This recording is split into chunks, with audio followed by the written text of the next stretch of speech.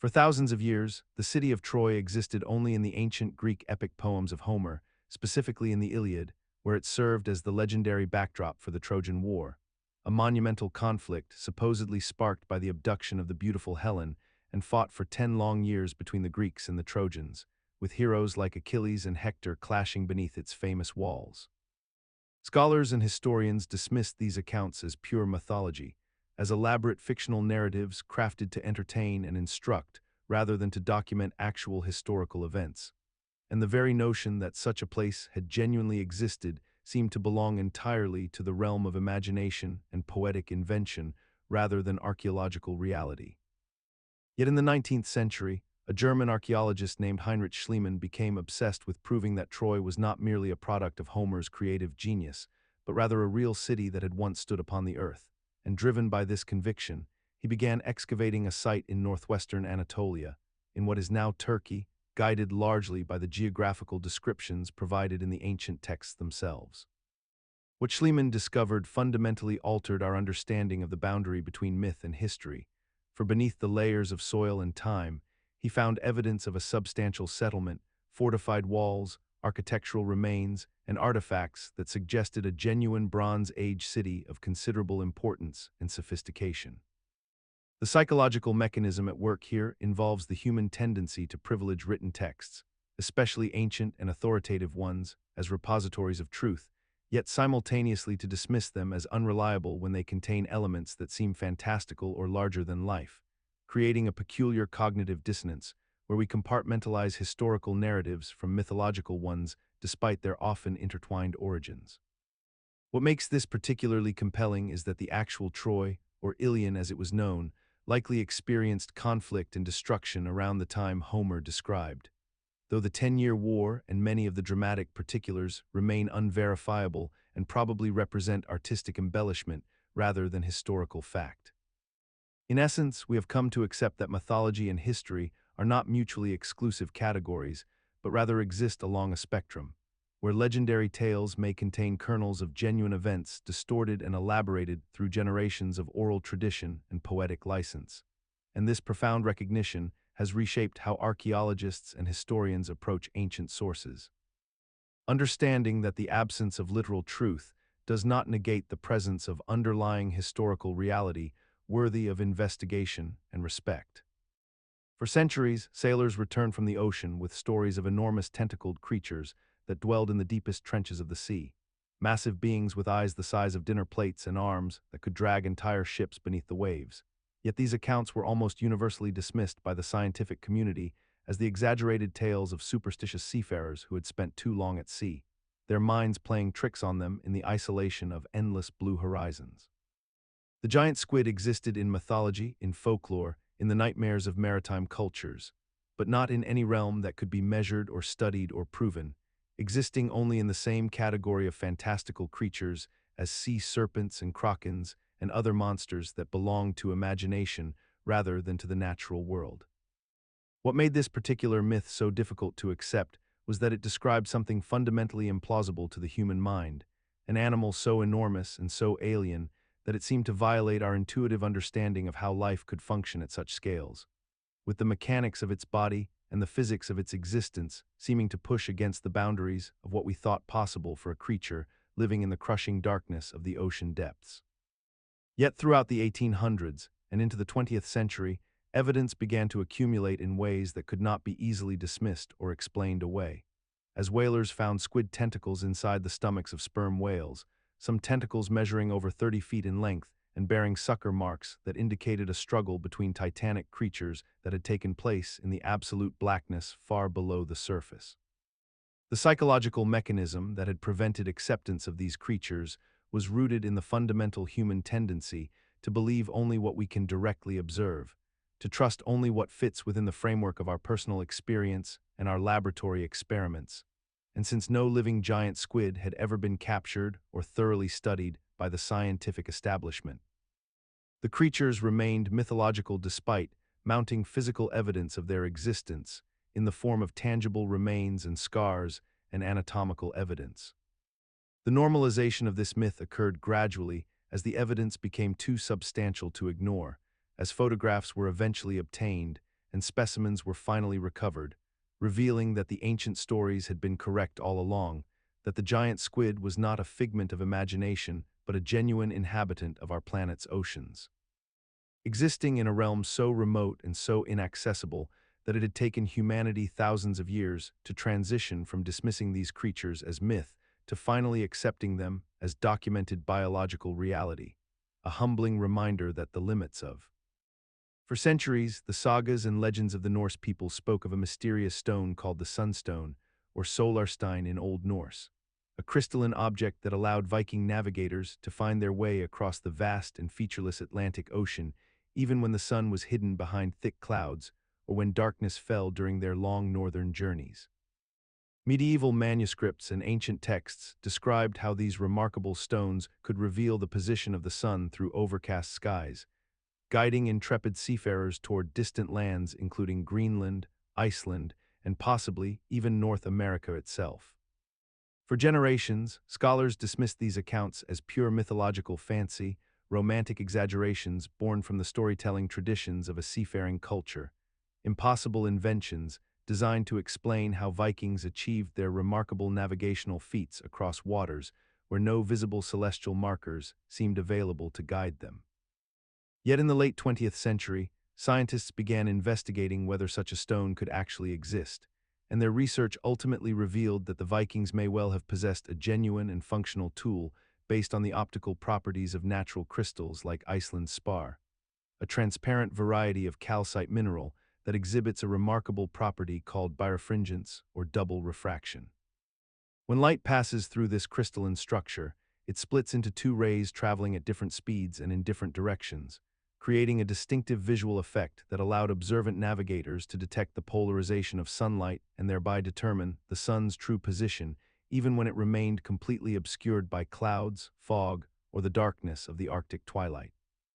The mechanism works because sunlight scattered by atmospheric particles becomes polarized, and when this polarized light passes through certain crystals, it reveals patterns that trained observers could interpret as directional information. Archaeological evidence and experimental recreations have since demonstrated that Vikings, known for their practical ingenuity and their keen observation of natural phenomena, could well have discovered these crystals and recognized their navigational potential through simple trial and error, gradually developing a body of practical knowledge about how to use them effectively. What began as a fantastical element in ancient sagas, a magical stone that revealed the sun's location, transformed through scientific investigation into a credible historical technology, one that reflected genuine empirical understanding on the part of medieval Norse sailors who observed nature carefully enough to exploit its subtle properties for survival at sea. In the 7th century, the Byzantine Empire faced an existential threat from Arab naval forces that seemed unstoppable, possessing superior numbers and aggressive tactics that threatened to overwhelm Constantinople itself. Yet the Byzantines possessed a secret weapon so devastating and so shrouded in mystery that it would preserve their empire for another 800 years, a substance known as Greek fire that became the stuff of legend. Described by contemporary chroniclers as a liquid that burned even upon water itself, that could not be extinguished by conventional means, and that struck such terror into the hearts of enemy sailors that entire fleets would turn back at the mere sight of it being deployed. Historical records from the period describe how this miraculous substance was launched from bronze tubes mounted upon the prows of Byzantine ships, spraying an intense stream of flame across the water with such ferocity that nearby vessels would ignite despite being separated by considerable distance, and the accounts speak of the psychological impact as much as the physical devastation. With Arab and other enemy commanders reporting that their crews would panic and abandon their posts at the first appearance of these flame-throwing devices, turning what might have been tactical defeats into complete routs of opposing forces. Modern scientific analysis and historical reconstruction have revealed that Greek fire was likely a combination of substances including pitch, sulfur, quicklime, and naphtha, a natural petroleum product that would have been available through Byzantine trade routes, and when these components were combined and ignited, they would create an intensely hot, self-sustaining flame that could indeed spread across water because the burning oil would float upon the surface, while the quicklime would generate additional heat through chemical reaction with moisture in the air and sea. What makes this substance so fascinating from a mythological perspective is how it transcended the purely physical nature of its destructive capabilities and became transformed in the minds of contemporaries into something almost supernatural, almost magical. A weapon that seemed to defy the natural laws of fire itself by burning where fire should not burn, by continuing to burn even when water was applied to extinguish it, and by spreading in ways that appeared to violate known principles of combustion and physics. The formula was guarded so jealously by the Byzantine military establishment that it was eventually lost entirely, taking its manufacturing secrets to the grave with those who knew its composition. And for centuries afterward, historians and scientists could only speculate about what Greek fire actually was, treating it as a near-mythical substance that existed somewhere in the liminal space. Throughout recorded history, witnesses have described encountering luminous spheres that drift through the air with an intelligence seemingly all their own, appearing during thunderstorms and moving in defiance of the wind, sometimes hovering silently before vanishing without a sound or exploding with tremendous force. And these accounts were dismissed for centuries as folklore and hallucination, until modern science began investigating the phenomenon with greater seriousness. The typical encounter involves a glowing orb ranging from the size of a marble to several feet in diameter, usually appearing orange or reddish, though sometimes blue or white, manifesting near lightning strikes or electrical equipment, and witnesses consistently report that these objects move through the air with apparent deliberation, sometimes following people, entering buildings through closed windows, descending chimneys, or pausing to hover at specific locations before departing. The psychological mechanism that allowed humans to accept such descriptions without dismissing them entirely rested on the sheer consistency of eyewitness accounts across different cultures and centuries. For when thousands of people separated by geography and time describe nearly identical phenomena, the human mind struggles to categorize all of them as delusional. And instead, a kind of reluctant acknowledgement develops, where the phenomenon is accepted as real, even when no one understands what it is. Scientists initially resisted the concept because ball lightning seemed to violate fundamental principles of physics, requiring energy sources that could not be explained and behaviors that contradicted the laws of electromagnetic force. Yet the accumulation of detailed witness testimony and occasional photographic evidence gradually forced researchers to develop theories about how such phenomena might actually occur, whether through exotic plasma formation, self-sustaining electrical discharges, or exotic matter composed of exotic particles held together by electromagnetic forces. What persists today is a remarkable situation where ball lightning occupies a strange middle ground between accepted phenomena and scientific mystery. For while physicists now largely accept that ball lightning probably exists in some form, no complete explanation has achieved universal acceptance, and the phenomenon continues to appear in witness accounts with the same mysterious properties it displayed centuries ago, suggesting that despite our modern understanding of electricity and plasma physics, nature still harbors phenomena that resist easy categorization or complete explanation. Throughout human history, particularly across cultures living in seismically active regions, there emerged a peculiar and remarkably persistent belief that certain atmospheric conditions could predict imminent earthquakes, a phenomenon that ancient peoples described through observation of unusual weather patterns, strange cloud formations, and peculiar shifts in air temperature and humidity that seemed to precede major seismic events by hours or sometimes days. The ancient Greeks documented these observations extensively, with Aristotle himself writing about warm, dry winds that allegedly preceded tremors, while Japanese folklore spoke of unusual atmospheric pressure changes and particular types of cloud activity that served as harbingers of geological upheaval. Observations so consistent across different cultures and time periods that they seemed less like superstition and more like genuine natural warning systems that humanity had somehow managed to detect. The mechanism behind this ancient belief rested on a fundamentally sound principle of observation: that the Earth, as a dynamic and pressurized system, might release electromagnetic energy or cause subtle atmospheric disturbances before the violent release of energy that constitutes an earthquake, much the way a person's body might register physiological changes before an illness fully manifests. And this logical framework made the belief seem entirely reasonable rather than fantastical to those who experienced these phenomena firsthand. Modern scientific investigation into the relationship between atmospheric conditions and seismic activity has yielded remarkable confirmations of what ancient peoples insisted they observed, with contemporary researchers discovering that electromagnetic fluctuations can indeed precede earthquakes, that ionospheric disturbances occur measurably before major seismic events, and that certain atmospheric changes, including variations in radon gas emissions and electromagnetic radiation patterns, do appear to correlate with periods of elevated seismic activity, validating the core intuition of ancient cultures who lacked the instruments to explain what they nonetheless consistently witnessed and recorded. The phenomenon persists in modern consciousness despite being neither widely publicized nor fully integrated into standard earthquake prediction protocols, perhaps because acknowledging such connections requires accepting that human sensory perception once operated on a level of sensitivity we have largely lost or simply stopped trusting, and that ancient peoples possessed observational wisdom about their environment that our scientific instruments are only now beginning to confirm and explain. For centuries, sailors returned from the open ocean with tales of impossible waves, towering walls of water that seemed to emerge from nowhere and vanish just as quickly, waves so enormous and so sudden that they defied the natural patterns of the sea itself. These stories were dismissed by maritime authorities and oceanographers alike as the exaggerations of frightened men, the mythologized accounts of ordinary storms filtered through fear and exhaustion, the kind of tall tales that accumulate around dangerous work and isolated experiences. The scientific consensus held that waves followed predictable mathematical distributions, that the largest waves in any given storm could be reliably calculated based on wind speed and fetch distance, and that any account of a wave significantly larger than these calculations suggested must therefore be either a fabrication or a misperception born from panic.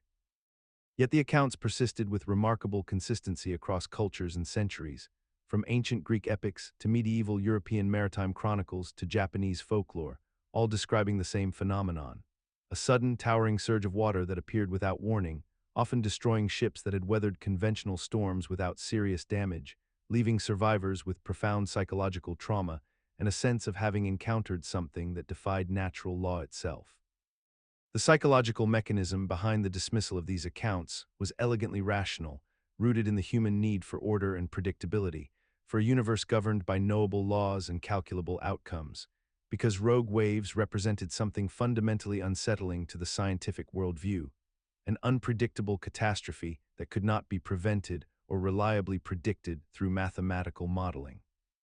There was comfort in the belief that if you understood the weather system, if you knew the wind speed and had adequate warning, you could survive, and rogue waves threatened that reassuring narrative by suggesting that even with full knowledge and preparation, an anomaly could still appear and destroy you without mercy.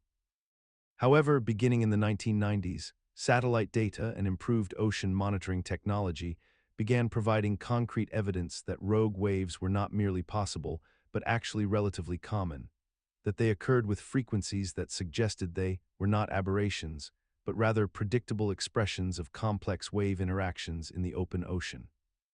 and that mariners throughout history had been documenting a genuine physical phenomenon that modern science had simply been too confident in its own models to recognize as real. Deep within the Arabian Sea, off the coast of Gujarat in northwestern India, lies the submerged remains of an ancient city that for centuries existed only in Hindu mythology and religious texts, a place so legendary that scholars dismissed it as pure fiction. Yet modern archaeological expeditions have uncovered extensive ruins beneath the waves that correspond with remarkable precision to the descriptions found in the Mahabharata and other classical Sanskrit literature. The city of Dwarka, according to ancient Indian texts, was the magnificent capital of Lord Krishna, a sprawling metropolis of unimaginable wealth and architectural grandeur that was said to have been built on the shores of the ocean itself, a place where divine rule manifested in stone and gold, where temples rose impossibly high and streets were laid out with supernatural precision. For generations, this account was treated as mythological embellishment, the kind of fantastical storytelling that accompanies religious narratives across all cultures, a poetic exaggeration meant to convey spiritual truth rather than historical fact. Yet beginning in the late 20th century, Underwater archaeologists using modern sonar technology and diving expeditions discovered the remains of massive stone structures, ancient harbor facilities, and an intricate urban layout submerged beneath layers of sediment and sea growth, all positioned exactly where the ancient texts suggested they should be. The city had indeed existed, thriving as a major port and cultural center during antiquity before being gradually submerged by rising sea levels and natural geological processes that are well understood by modern science. A phenomenon that occurs when coastal cities are built in geologically active regions or when global water levels shift across centuries. The remarkable aspect of Dwarka is not merely that it existed, but that the degree of detail provided in ancient Sanskrit narratives concerning its location, its relationship to the sea, and its architectural character proved to be startlingly accurate, suggesting that these texts were based upon genuine historical memory rather than pure invention. Yet we continue to approach ancient non-Western sources with skepticism and require extraordinary physical evidence before granting them the same credibility we might extend to written records from Mediterranean civilizations, revealing how our epistemological frameworks have been shaped by cultural bias rather than consistent standards of evidence. This disparity in treatment becomes even more evident when we consider that the archaeological evidence from Dwarka, including datable pottery, structural foundations, and harbor infrastructure, provides as much corroborating detail as many accepted historical sites, yet the narrative of Dwarka's submersion con. For centuries, the island of Flores in Indonesia remained largely isolated from the broader scientific community, a remote speck in the Indonesian archipelago where local peoples had long told stories of small humanoid creatures that inhabited caves and lived among the dense forests. Creatures they called the Ebu Gogo, described as diminutive beings standing barely waist-high to a human. Possessed of language and tool use, and a mischievous intelligence that made them both feared and respected in the folklore of the region. When archaeologists finally began systematic excavations on Flores in the year 2000, they discovered in the Liang Bua cave a nearly complete skeleton of a creature that stood approximately 3 feet 6 inches tall, a being that possessed a fully human skeletal structure, yet remained dramatically smaller than any known modern human, exhibiting a brain size comparable to that of an early hominid from millions of years past. And the dating of the bones suggested this creature had lived as recently as 50,000 years ago, perhaps even more recently, walking the earth in a time when anatomically modern humans were spreading across the globe.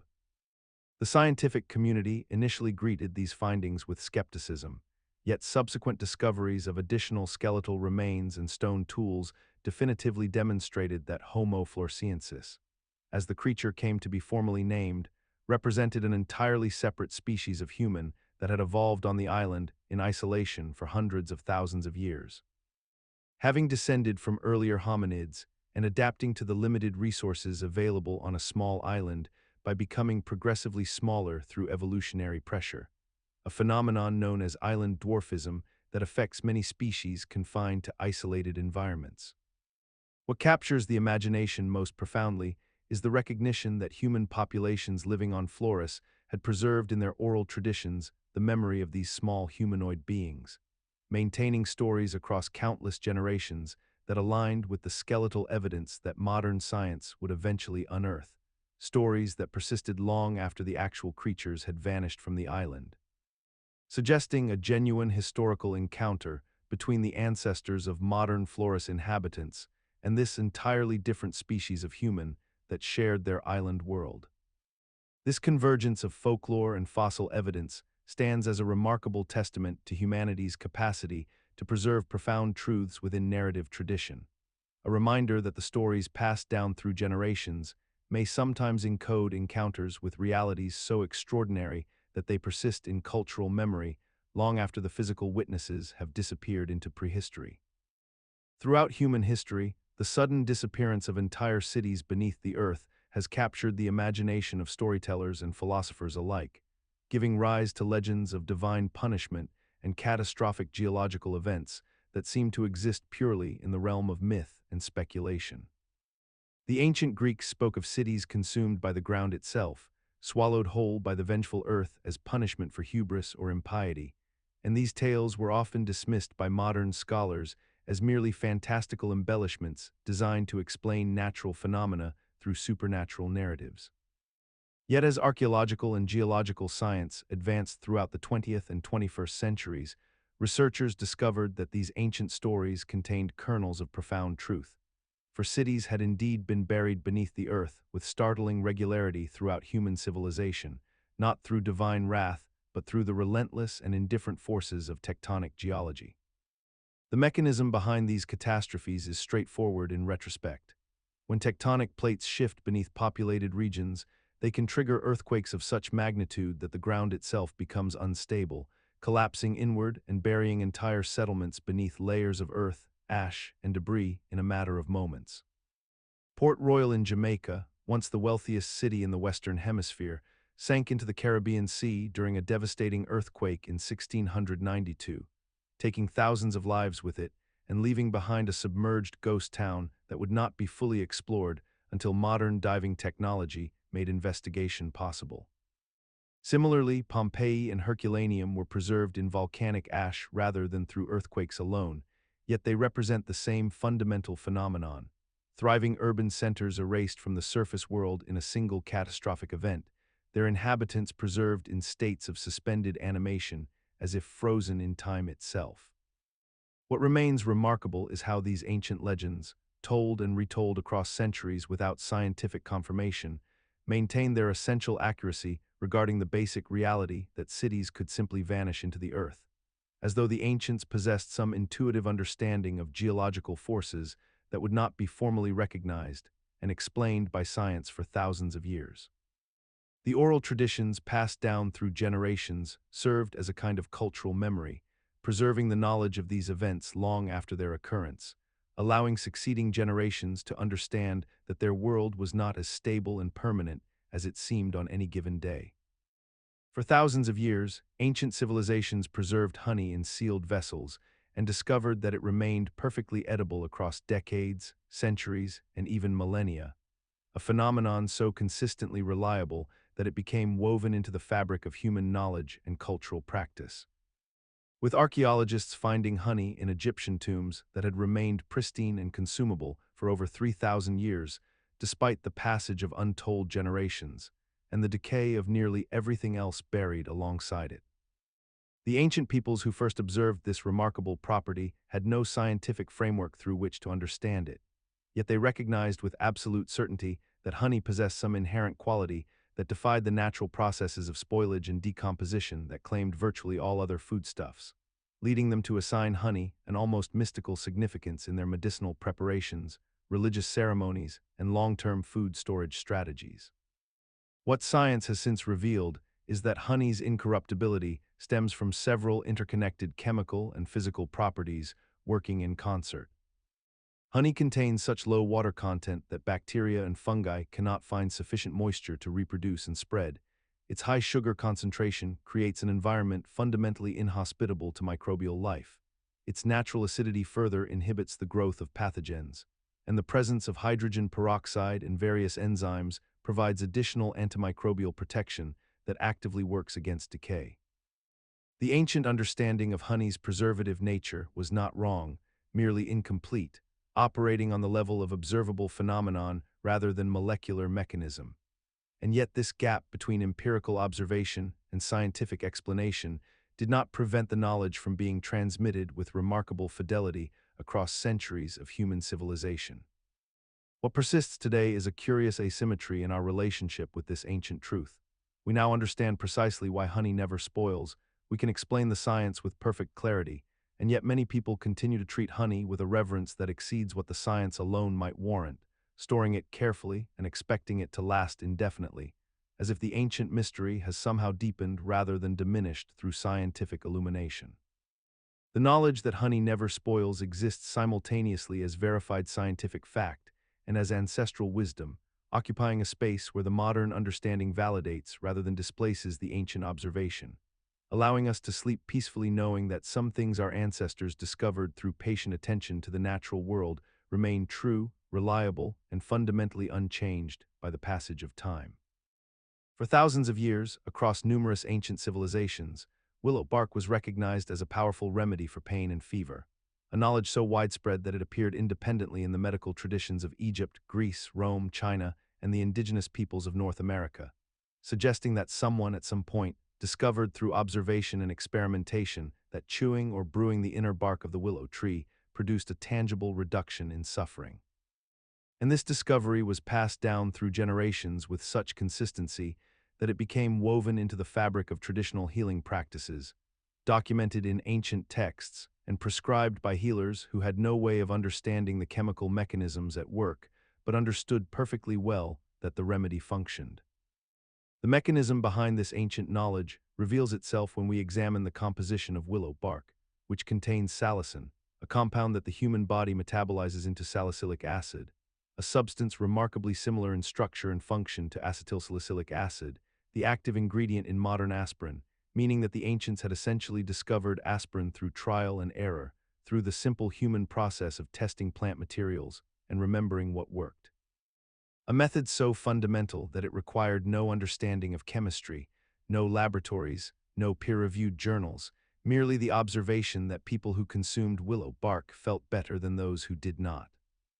What makes this particularly remarkable is how the persistence of this knowledge across cultures and centuries demonstrates a principle that modern science often overlooks.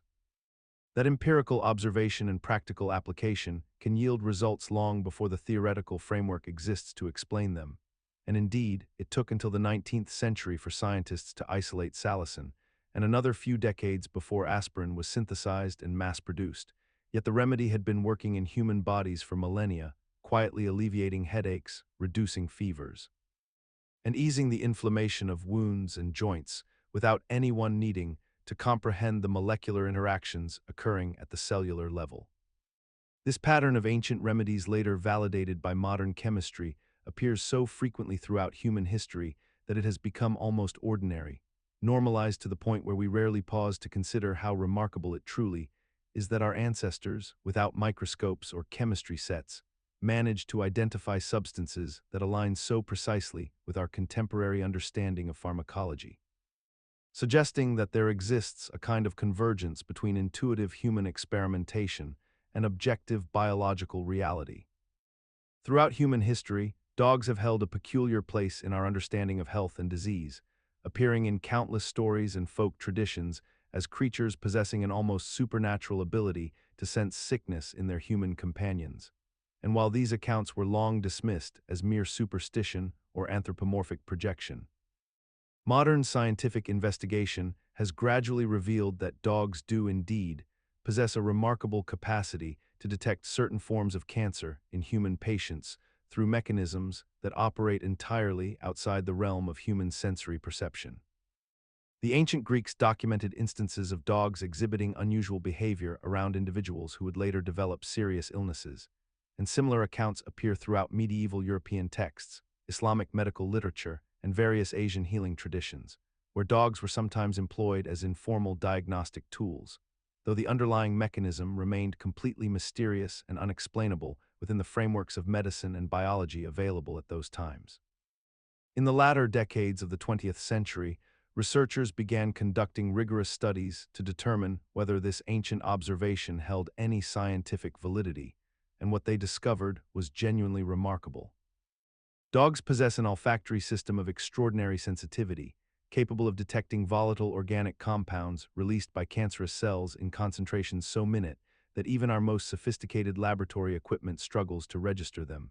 And through repeated exposure and positive reinforcement training, dogs can be taught to reliably identify these chemical signatures in breath samples, urine samples, and skin emissions from cancer patients, with an accuracy rate often exceeding that of conventional diagnostic screening methods.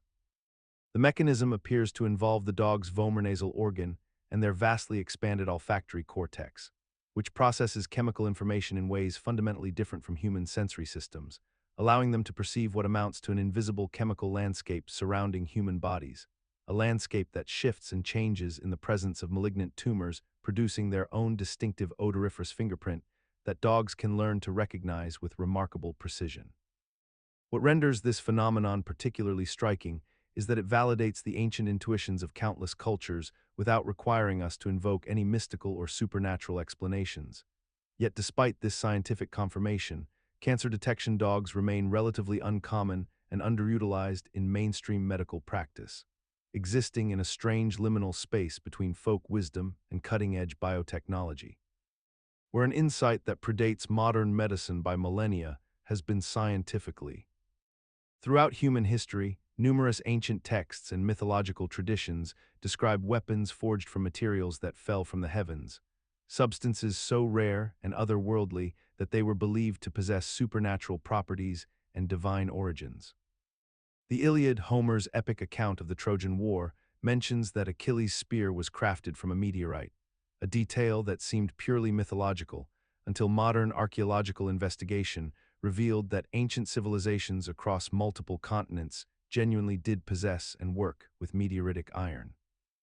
The oldest known iron beads discovered in Egypt date back approximately 5,000 years, and analysis confirmed their extraterrestrial origin, containing nickel concentrations that could only come from space rather than terrestrial iron ore deposits. Similarly, ancient Sumerian texts reference celestial iron, and archaeological excavations have uncovered meteoritic iron tools and ornaments in Mesopotamian sites that predate any evidence of terrestrial iron smelting technology. The Hittites, renowned metallurgists of the ancient world, made explicit references to iron from heaven in their historical records,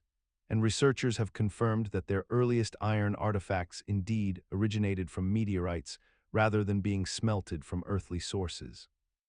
The mechanism behind this phenomenon rests in the fundamental reality that meteoritic iron requires no smelting process, appearing in pure or nearly pure form, making it far more accessible to ancient peoples than the complex technology needed to extract iron from ore. Meteoritic iron also contains nickel, which creates a natural alloy superior to pure iron, producing weapons and tools that were demonstrably harder and more durable than copper or bronze implements of the era.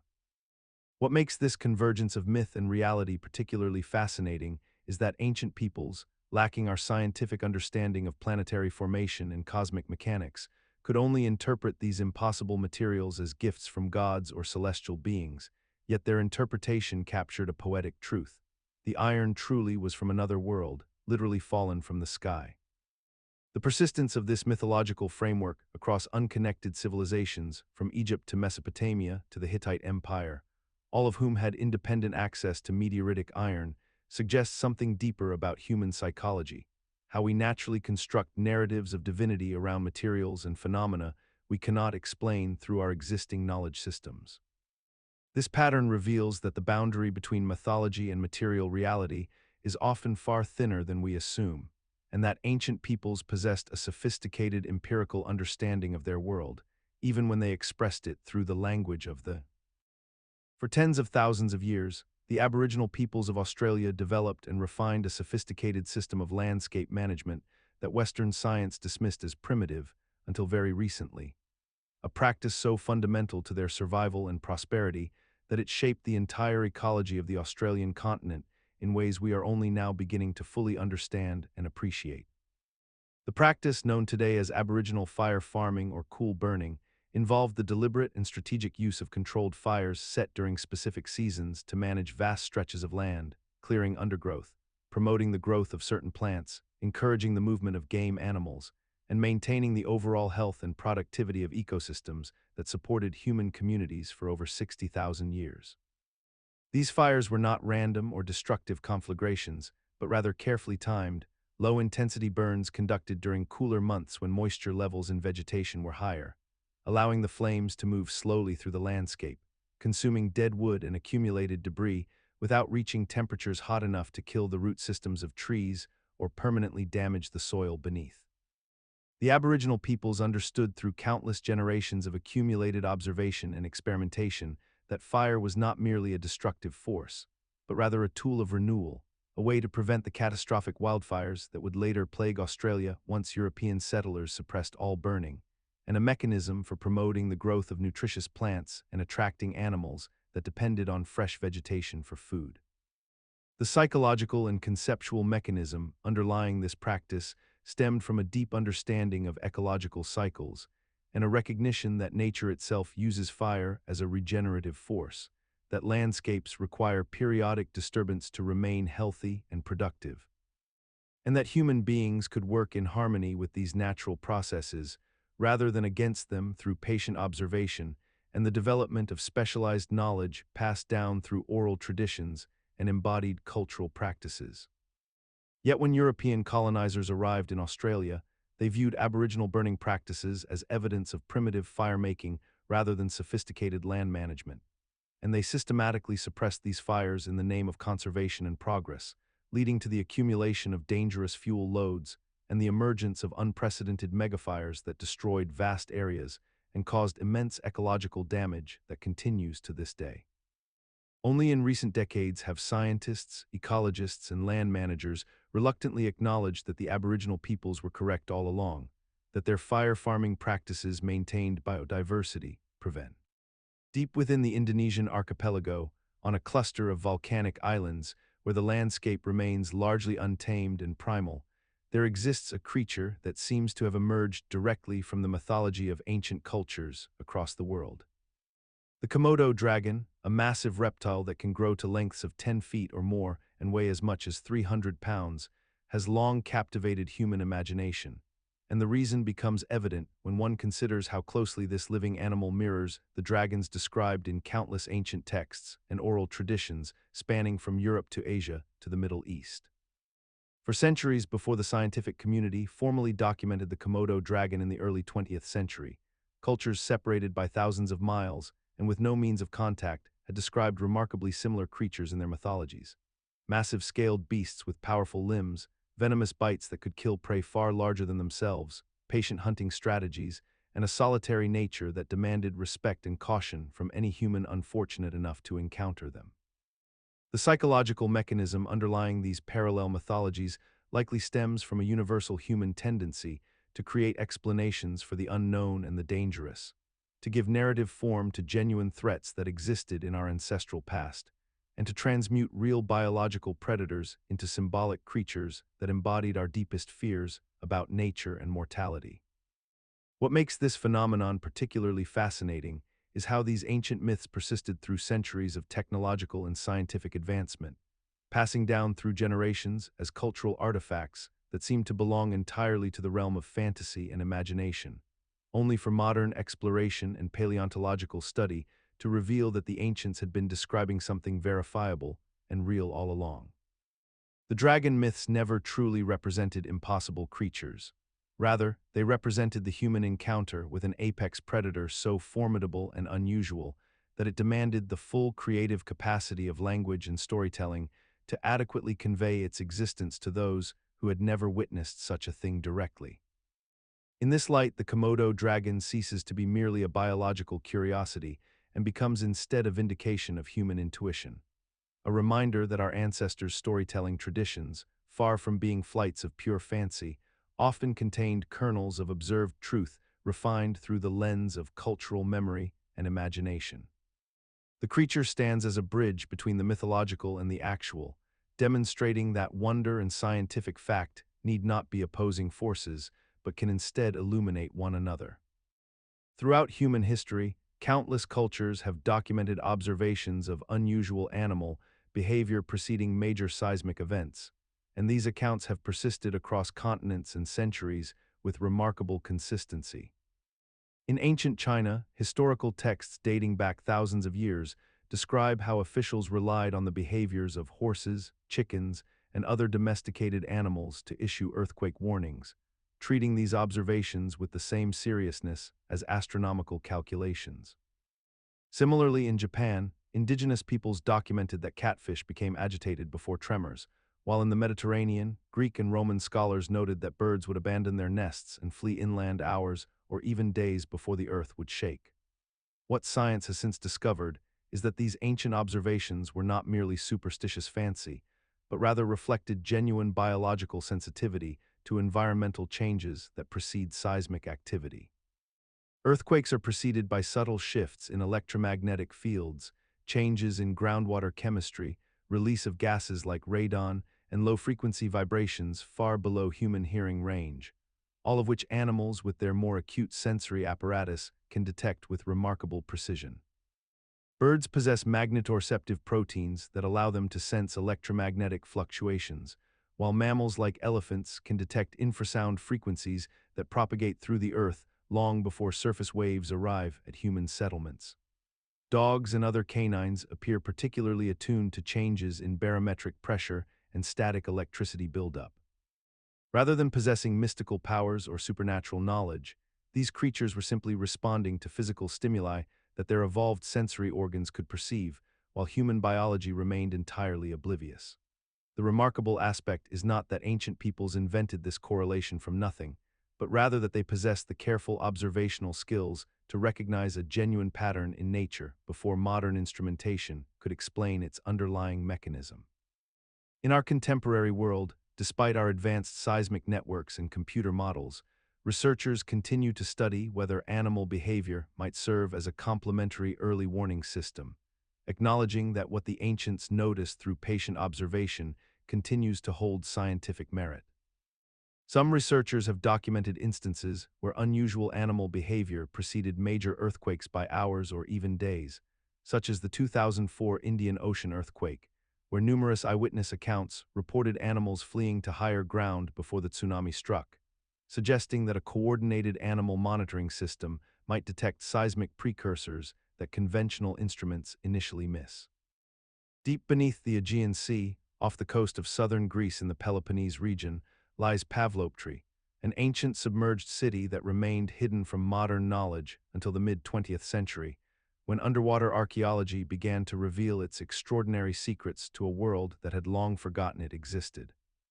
The site spans approximately 9,000 square meters of seafloor at a depth of between 3 and 4 meters, making it one of the oldest known submerged urban settlements in the entire world, with evidence suggesting continuous habitation and development across multiple periods spanning from around 2800 BCE through the early Bronze Age, representing a timespan of nearly 1,000 years of uninterrupted civilization.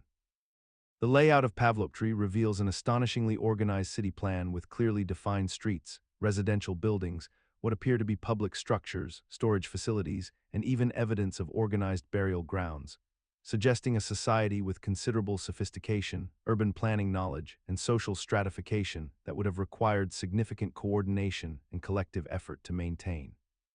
What makes Pavlopetri particularly remarkable is not merely its age or its preservation, but rather the fact that ancient Greek myths and legends had long contained references to sunken cities and drowned civilizations swallowed by the sea in dramatic cataclysms.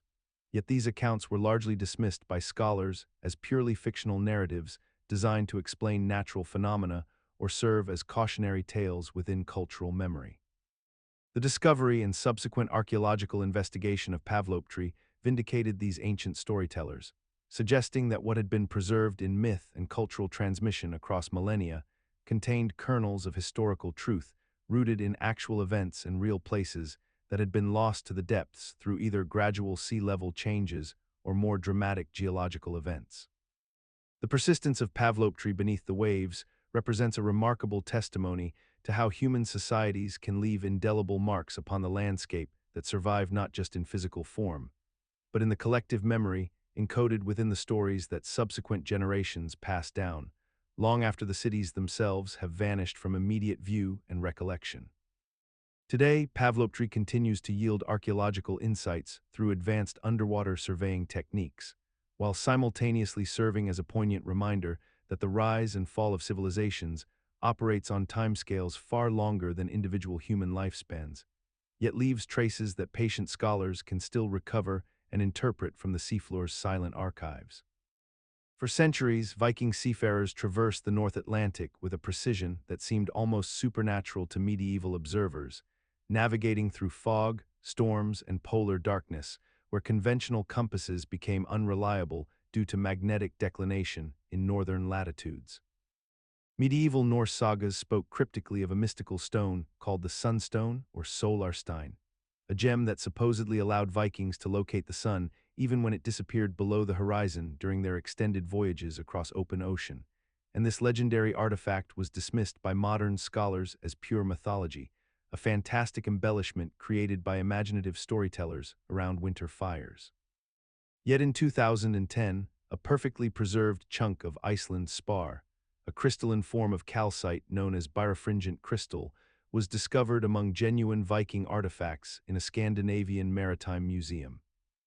And subsequent scientific testing revealed that this translucent stone possessed extraordinary optical properties that allowed it to polarize light in such a way that an observer could determine the exact position of the sun even through dense cloud cover or beneath the horizon, by simply rotating the crystal and observing subtle changes in light transmission.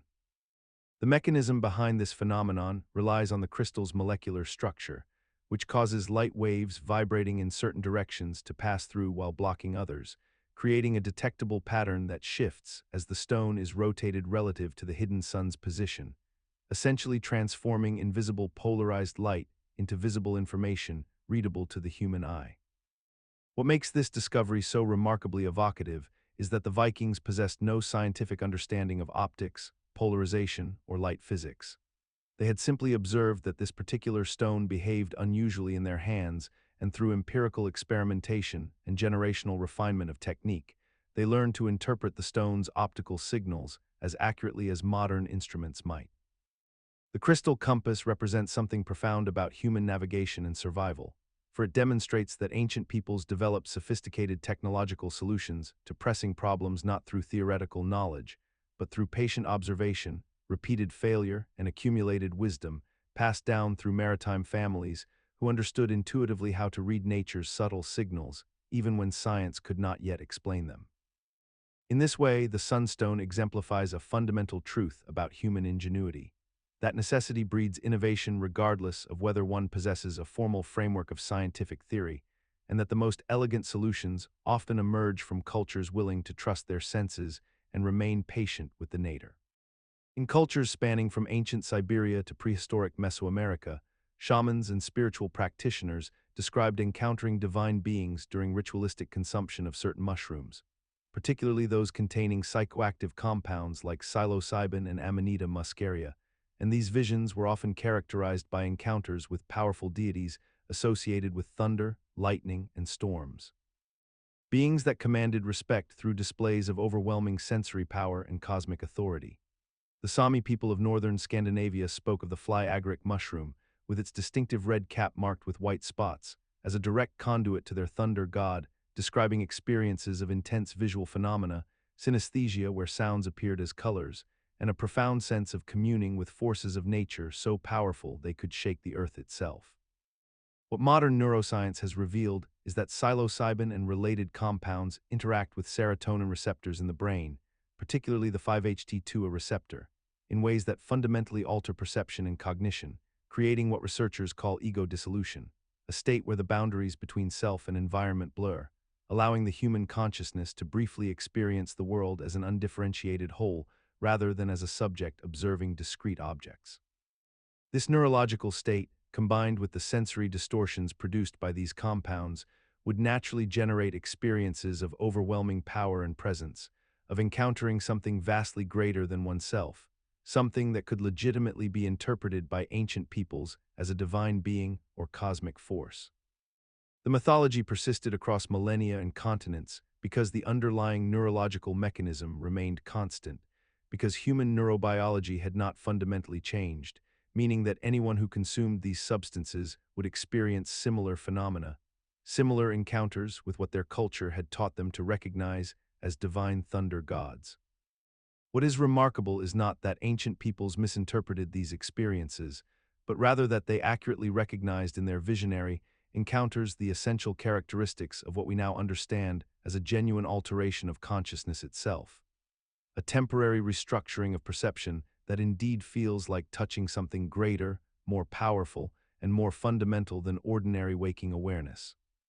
Something that deserves to be called divine regardless of whether we interpret that divinity through the lens of ancient theology or modern neurochemistry. The thunder god in this light becomes less a supernatural fiction and more an accurate description of the brain's own capacity to generate experiences of transcendence, a recognition that divinity might reside. For centuries, the Amazon rainforest was understood by the Western world as an untamed wilderness, a vast green expanse devoid of significant human civilization, a place where nature reigned supreme and unbroken. Yet indigenous peoples had long spoken of great cities that once flourished beneath the canopy, sophisticated settlements that were swallowed by the forest when their populations declined, leaving behind only whispers of their existence passed down through generations. These accounts were largely dismissed by scholars and explorers who believed the rainforest's poor soil could never support dense urban centers, that the Amazon was simply too hostile an environment for the kind of monumental civilization the myths described. However, in recent decades, archaeological surveys using LiDAR technology, which penetrates dense vegetation with laser pulses to reveal the ground beneath, have uncovered evidence that fundamentally contradicts this assumption. Ancient earthworks, ceremonial mounds, agricultural terraces, and geometric structures have emerged from beneath the forest floor across multiple sites in the Amazon basin, suggesting that hundreds of thousands of people once inhabited these regions in complex, organized societies. The psychological mechanism that enabled this dismissal of indigenous testimony operated through a combination of cultural bias and environmental determinism. The assumption that tropical rainforests were inherently incompatible with human complexity because they differed so dramatically from the Mediterranean and temperate zones where Western civilization developed. We had constructed a narrative in which wilderness equaled emptiness, in which absence of visible ruins meant absence of civilization itself, and this narrative persisted even as the people who lived there maintained continuous oral traditions describing their ancestors' achievements. What remains particularly striking is how thoroughly this false narrative became embedded in our understanding of human potential and environmental constraints, how we had essentially written off an entire continent's capacity for innovation and organization based not on evidence but on preconception and the visibility of stone ruins that tropical climates rarely preserve. The Amazon cities reveal not just a failure of archaeological methodology, but a fundamental blindness in how we determine what counts as civilization, what merits our attention and belief, and whose knowledge we are willing to credit as legitimate testimony about their own lands and histories. Today, as archaeologists continue to map these hidden settlements and document their sophisticated water management systems and crop diversity, we are forced to reckon with how much indigenous knowledge we dismissed and what other civilizations we may have of.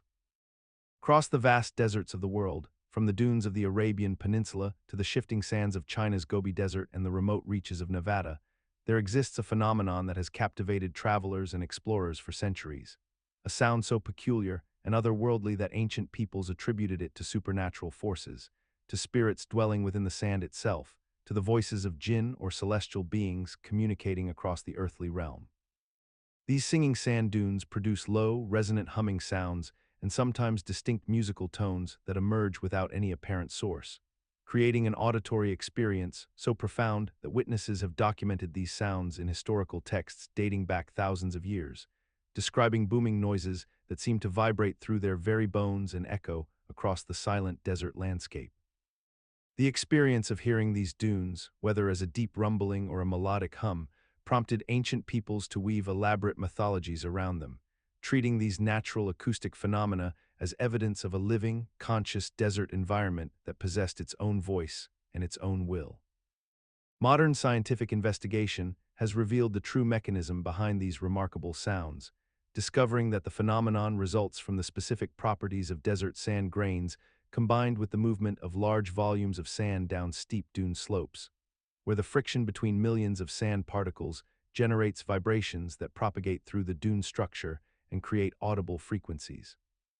The size and shape of individual sand grains in these particular dunes, often highly uniform and rounded through countless years of wind erosion, allows them to pack together in such a way that when they shift and cascade downward, they generate coherent vibrations rather than producing the chaotic noise that one might intuitively expect from such movement.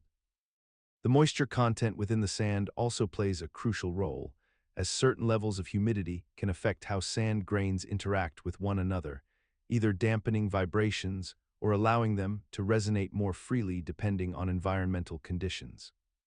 What makes this phenomenon particularly remarkable is how it demonstrates the deep human tendency to interpret extraordinary natural events through the framework of consciousness and intention, assuming that anything producing such distinctive and seemingly purposeful sounds must possess some form of awareness or agency.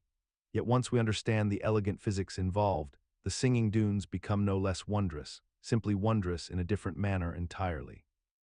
Every year, whales undertake some of the longest migrations in the animal kingdom, traveling thousands of miles across ocean basins to breeding grounds and feeding areas with remarkable precision, following routes that their ancestors established generations ago through pathways that seem encoded not in maps or compasses, but in the deep cellular memory of their species. Ancient maritime cultures observed these migrations for millennia and wove them into their mythologies and spiritual teachings, speaking of whales as creatures guided by an internal knowing, by ancestral voices that whispered through their bodies, directing them unerringly across featureless expanses of water where no landmarks existed to guide them. Yet the whales arrived exactly where they needed to be, year after year, generation after generation. For centuries, scientists struggled to explain this phenomenon, unable to understand how creatures could navigate such vast distances without visible reference points, without the sophisticated instruments that human navigation required, and the mystery seemed almost mystical in nature, suggesting some form of consciousness or spiritual connection that defied rational explanation. Modern research has since revealed that whales possess an extraordinary array of navigational tools working in concert, including the ability to detect the Earth's magnetic field through specialized cells in their brains, to sense minute variations in ocean temperature and salinity, to follow underwater topography imperceptible to human observers, and to respond to subtle cues in light polarization and celestial patterns that guide their journeys with precision approaching that of artificial navigation systems. Yet what remains most fascinating is the mechanism by which this knowledge persists across generations, transmitted not through written instruction or verbal teaching, but through a process we now understand involves vocal learning and cultural transmission, where young whales learn migration routes by traveling alongside their mothers and other pod members, essentially inheriting geographical knowledge through direct experience and observation. A form of intergenerational memory that operates without written language or conscious deliberation. The ancient understanding that whales possessed ancestral guidance has proven remarkably accurate in its core insight.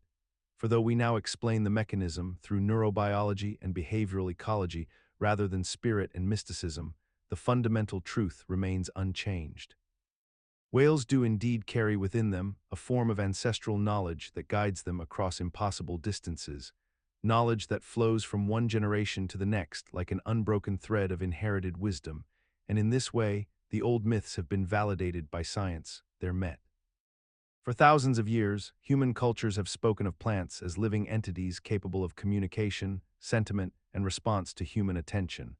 a belief so pervasive that it appears in mythology, folklore, and spiritual traditions across nearly every continent and civilization known to history.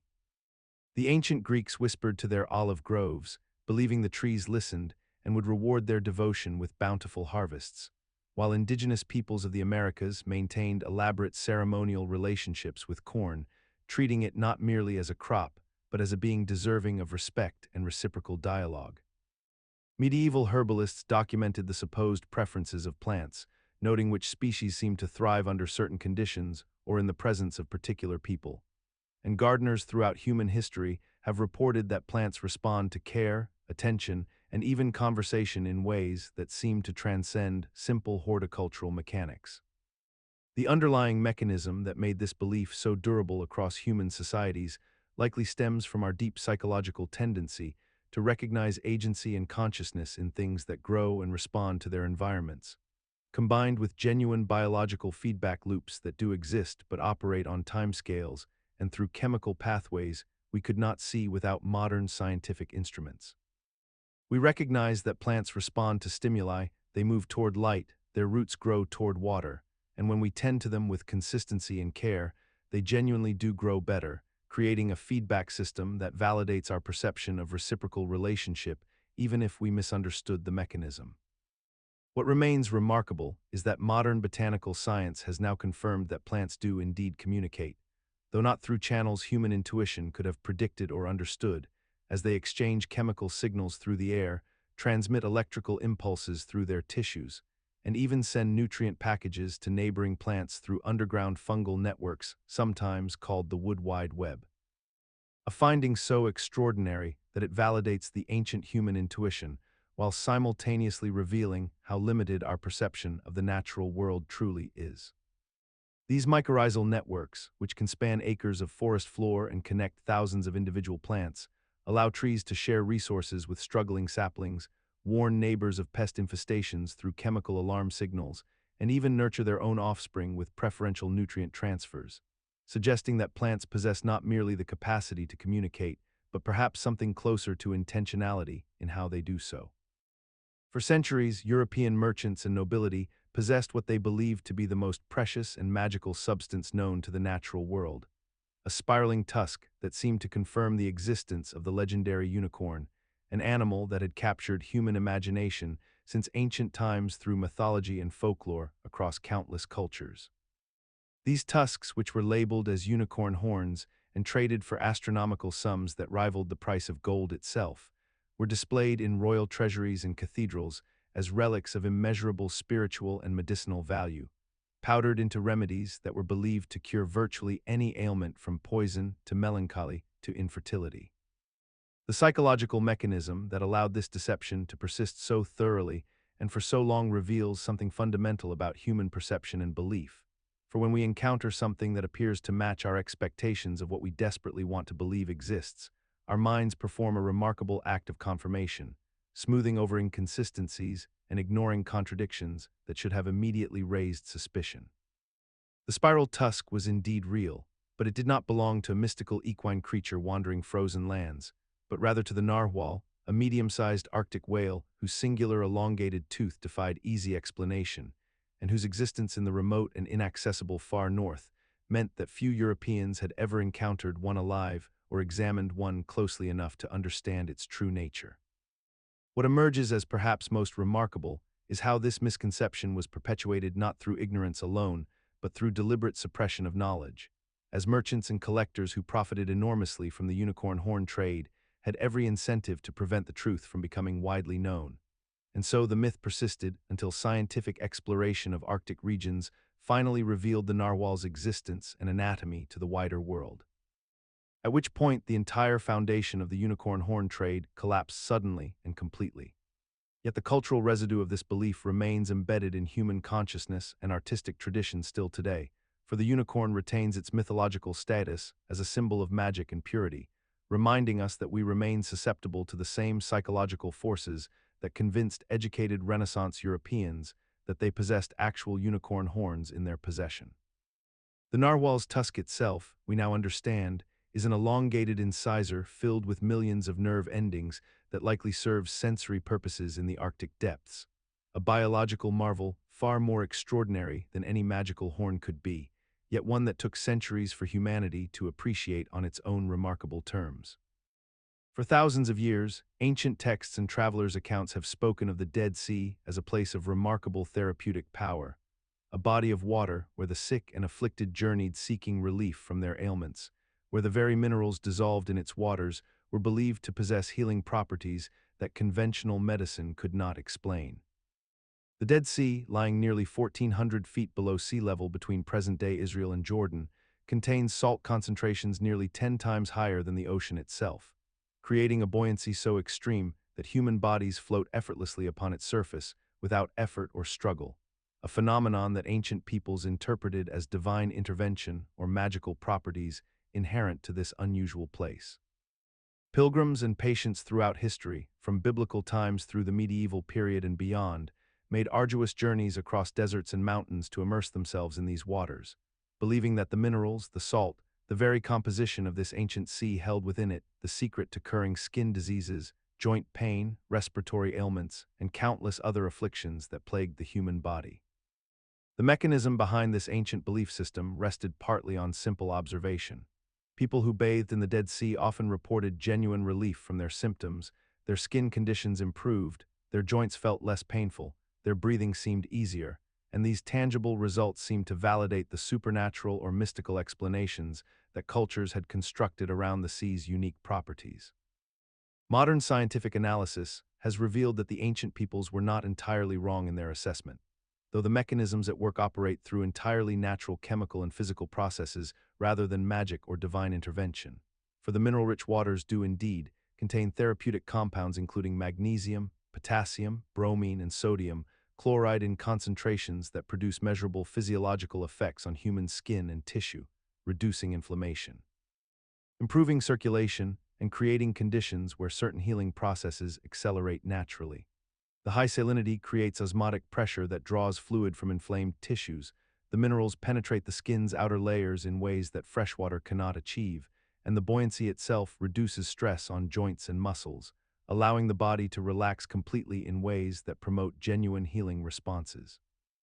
Yet despite this scientific vindication, the Dead Sea remains shrouded in a somewhat mystical reputation, as though the rational explanation somehow diminishes the remarkable nature of what occurs there, and people continue to speak of its waters in terms that echo the ancient myths, preserving within our modern consky.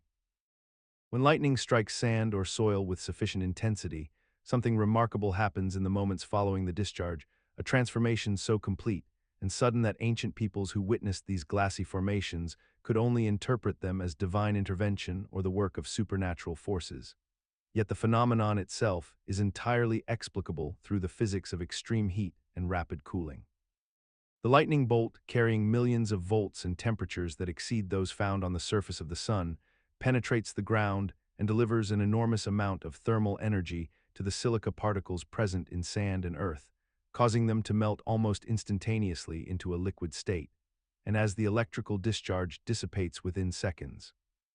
This molten material cools so rapidly that it solidifies into a glassy substance, rather than crystallizing into traditional mineral formations as would occur through normal geological processes. These formations, often called fulgurites or lightning tubes, appear as delicate branching structures that follow the path of the electrical current through the soil, creating hollow tubes lined with fused glass that can extend several feet into the ground and present themselves as evidence of something miraculous occurring at that exact location. Ancient civilizations interpreted these strange glass formations as messages from the gods or proof that divine power had touched the earth, and many cultures incorporated stories of lightning-born glass into their mythologies and spiritual teachings, attributing magical properties to the objects and treating them as sacred relics. The psychological mechanism behind this interpretation is straightforward.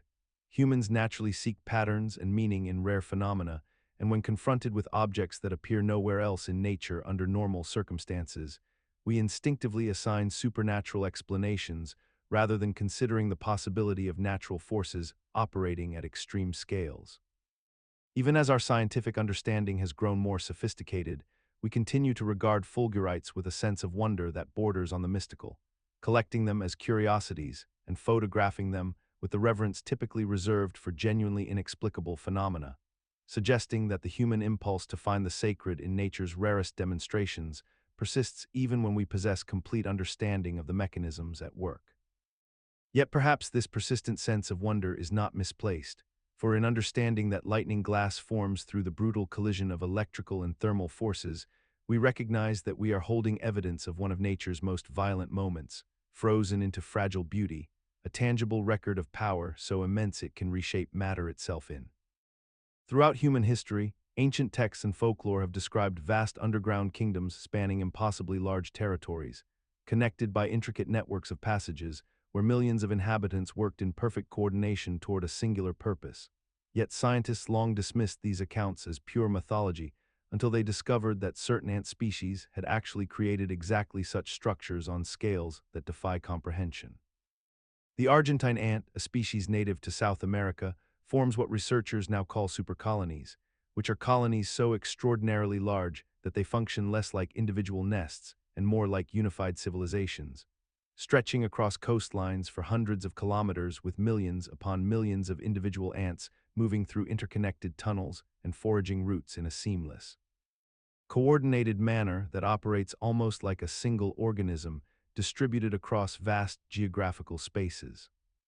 What makes this phenomenon particularly remarkable is that these supercolonies are not composed of separate colonies that merely trade resources or communicate across distances, but rather represent a complete absence of territorial aggression between what would normally be enemy ants, allowing individual workers from different nests to pass through one another's spaces freely, to share food sources without conflict, and to work collectively on problems affecting the entire unified structure. Scientists have traced this extraordinary cooperation to a fundamental aspect of ant biology and chemistry, specifically the way that ants identify nestmates through chemical signatures, pheromones that all members of a supercolony share, effectively creating a collective identity so powerful that an ant from one end of the supercolony will treat an ant from the opposite end, kilometers away, as family rather than competition. This neurological and chemical mechanism essentially erases the boundaries between individual colonies, making the ants unable to distinguish between a nestmate from their own nest and a nestmate from a neighboring nest within the supercolony network. The persistence of these supercolonies, despite their unusual structure, reflects a deeper truth about how evolution has shaped ant cognition.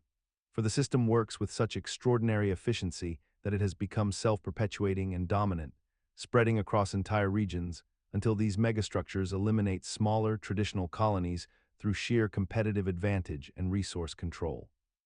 What remains truly astonishing is that ancient storytellers, working without modern microscopes or chemical analysis tools, somehow intuited the existence of such vast underground empires, describing kingdoms far larger than any individual city or nation, connected by passages operated by.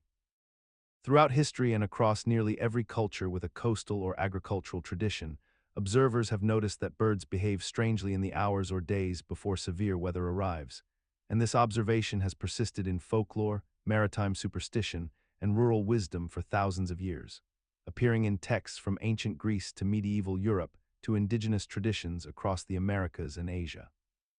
Fishermen would watch their flocks take shelter earlier than usual. Farmers would note that birds abandoned their feeding grounds and retreated to dense trees or thick brush. And sailors would observe that seabirds normally seen miles offshore would suddenly appear inland and refuse to venture back out. And from these accumulated observations emerged a widespread belief that birds possessed an almost supernatural ability to sense the approach of storms long before any visible sign appeared on the horizon. The mechanism behind this remarkable accuracy is not mystical, but rather grounded in the sophisticated sensory apparatus that birds have evolved over millions of years of survival in environments where weather patterns mean the difference between life and death. Birds possess several interconnected sensory systems that humans lack or possess only in rudimentary form. They can detect minute changes in barometric pressure through specialized cells in their inner ears and throughout their bodies, changes so subtle that humans cannot perceive them consciously even with instruments held directly to their skin. And they can sense infrasound, those extremely low-frequency sound waves below 20 Hz that travel enormous distances through the atmosphere during the formation of severe weather systems. And they respond to shifts in electromagnetic fields that intensify as storm clouds accumulate and charge themselves with tremendous electrical potential. Additionally, birds demonstrate heightened sensitivity to relative humidity changes and temperature gradients that precede weather shifts, and their visual systems may perceive light polarization patterns in the sky that signal atmospheric disturbance, all of which combine to create a comprehensive early warning system that operates hours or even days before human instruments could historically detect approaching danger. What is perhaps most remarkable is that this phenomenon, once dismissed by modern science as superstition and folklore, has now been validated through meteorological research and animal behavior studies that confirm birds do indeed predict storms with startling accuracy. Yet the belief persists in human consciousness, not because we have finally proven it true, but because it never required proof at all. Having been encoded in our collective memory through countless generations of observation and survival, and now thaw.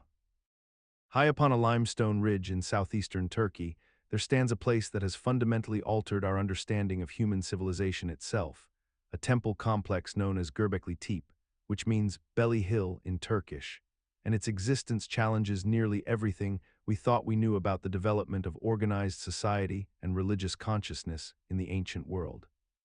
For thousands of years, the scholarly consensus held that monumental architecture, organized religion, and complex social hierarchies could only emerge after humans had developed agriculture and settled into permanent communities. Yet when archaeologists began excavating this site in the 1990s, they discovered massive stone pillars, some weighing up to 16 tons, carved with intricate depictions of foxes, snakes, boars, and scorpions. Arranged in deliberate patterns and dating back approximately 9,500 years before the present day, making it the oldest known temple structure in human history, predating Stonehenge by over 6,000 years and even preceding the pyramids of Egypt by roughly 5,000 years.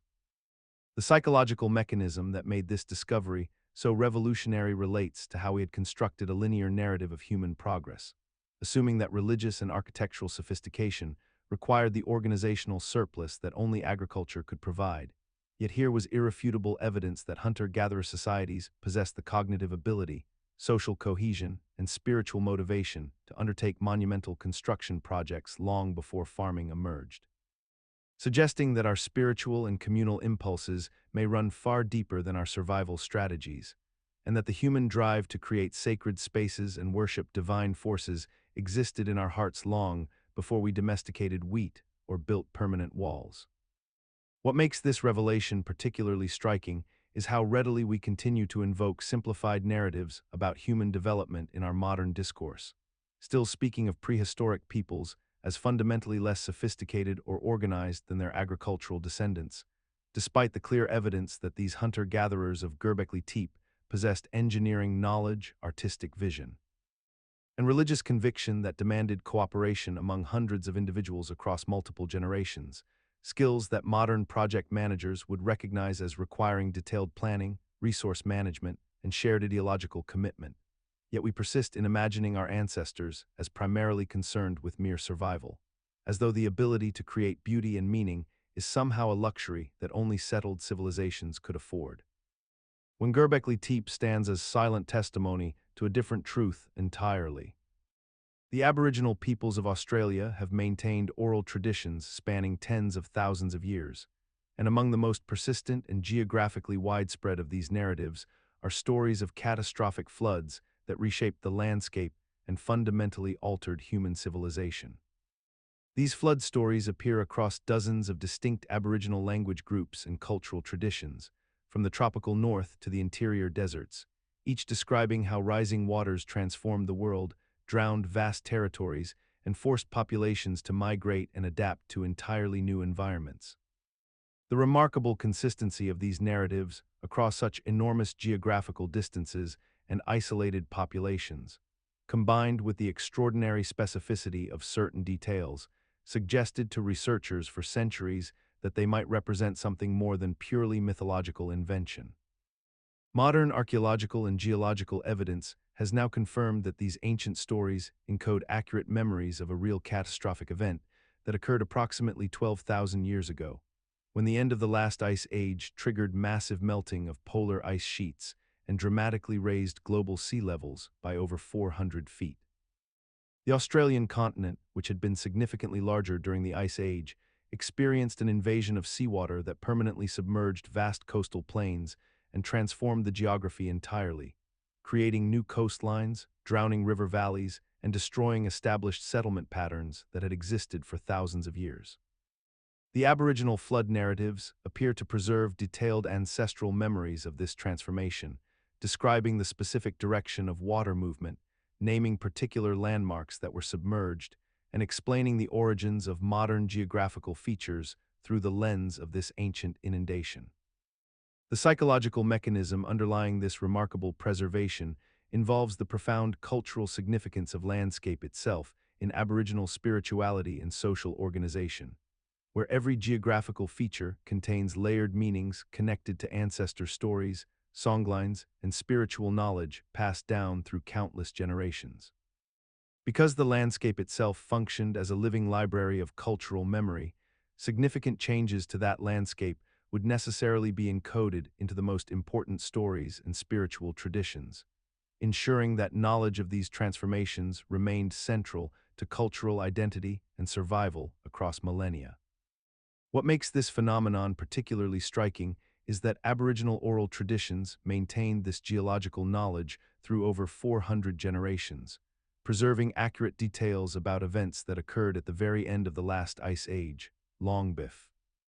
Across the ancient Mediterranean and Middle Eastern civilizations, scorpions held a peculiar place in medical tradition, not as creatures to be feared and avoided entirely, but rather as sources of powerful remedies for ailments ranging from paralysis to digestive disorders.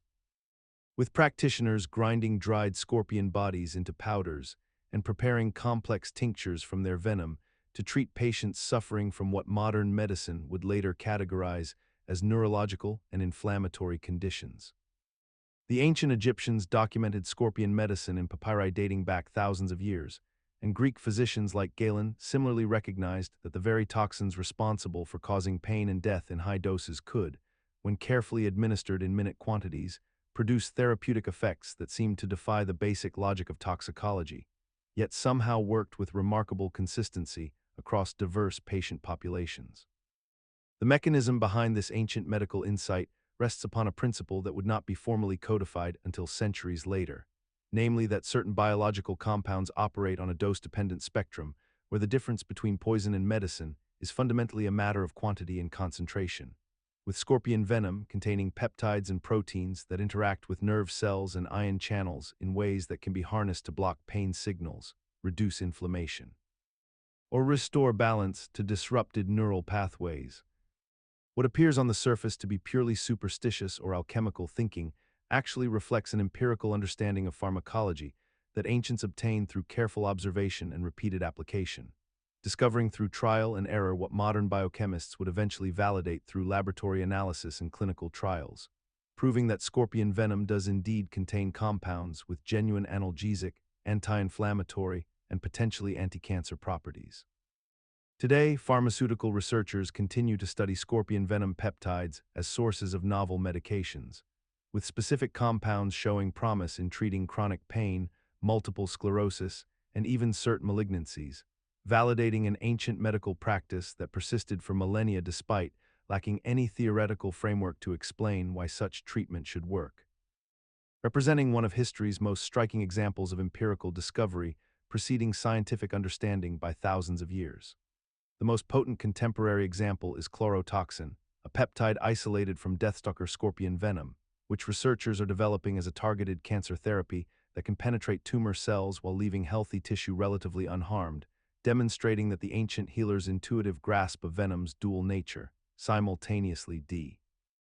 Throughout human history, ancient cultures wove stories of spider silk as a material of almost supernatural durability, describing it in mythologies and folklore as stronger than any rope or cord that mortal hands could fashion, threading through narratives as a symbol of impossible tensile strength and resilience that seemed to defy the ordinary laws of nature and material limitation. For centuries, these accounts were dismissed as mere fantasy, the imaginative embellishments of storytellers who had little understanding of actual material properties and the physics of tensile strength. Yet modern science has revealed that these ancient observations contained a profound kernel of truth that surpasses even the exaggerated claims made in the mythological sources themselves. Contemporary materials science has demonstrated that spider silk, when measured by weight, is stronger than steel of equivalent thickness, possessing a tensile strength that rivals or exceeds that of the strongest synthetic fibers humanity has engineered through advanced industrial processes,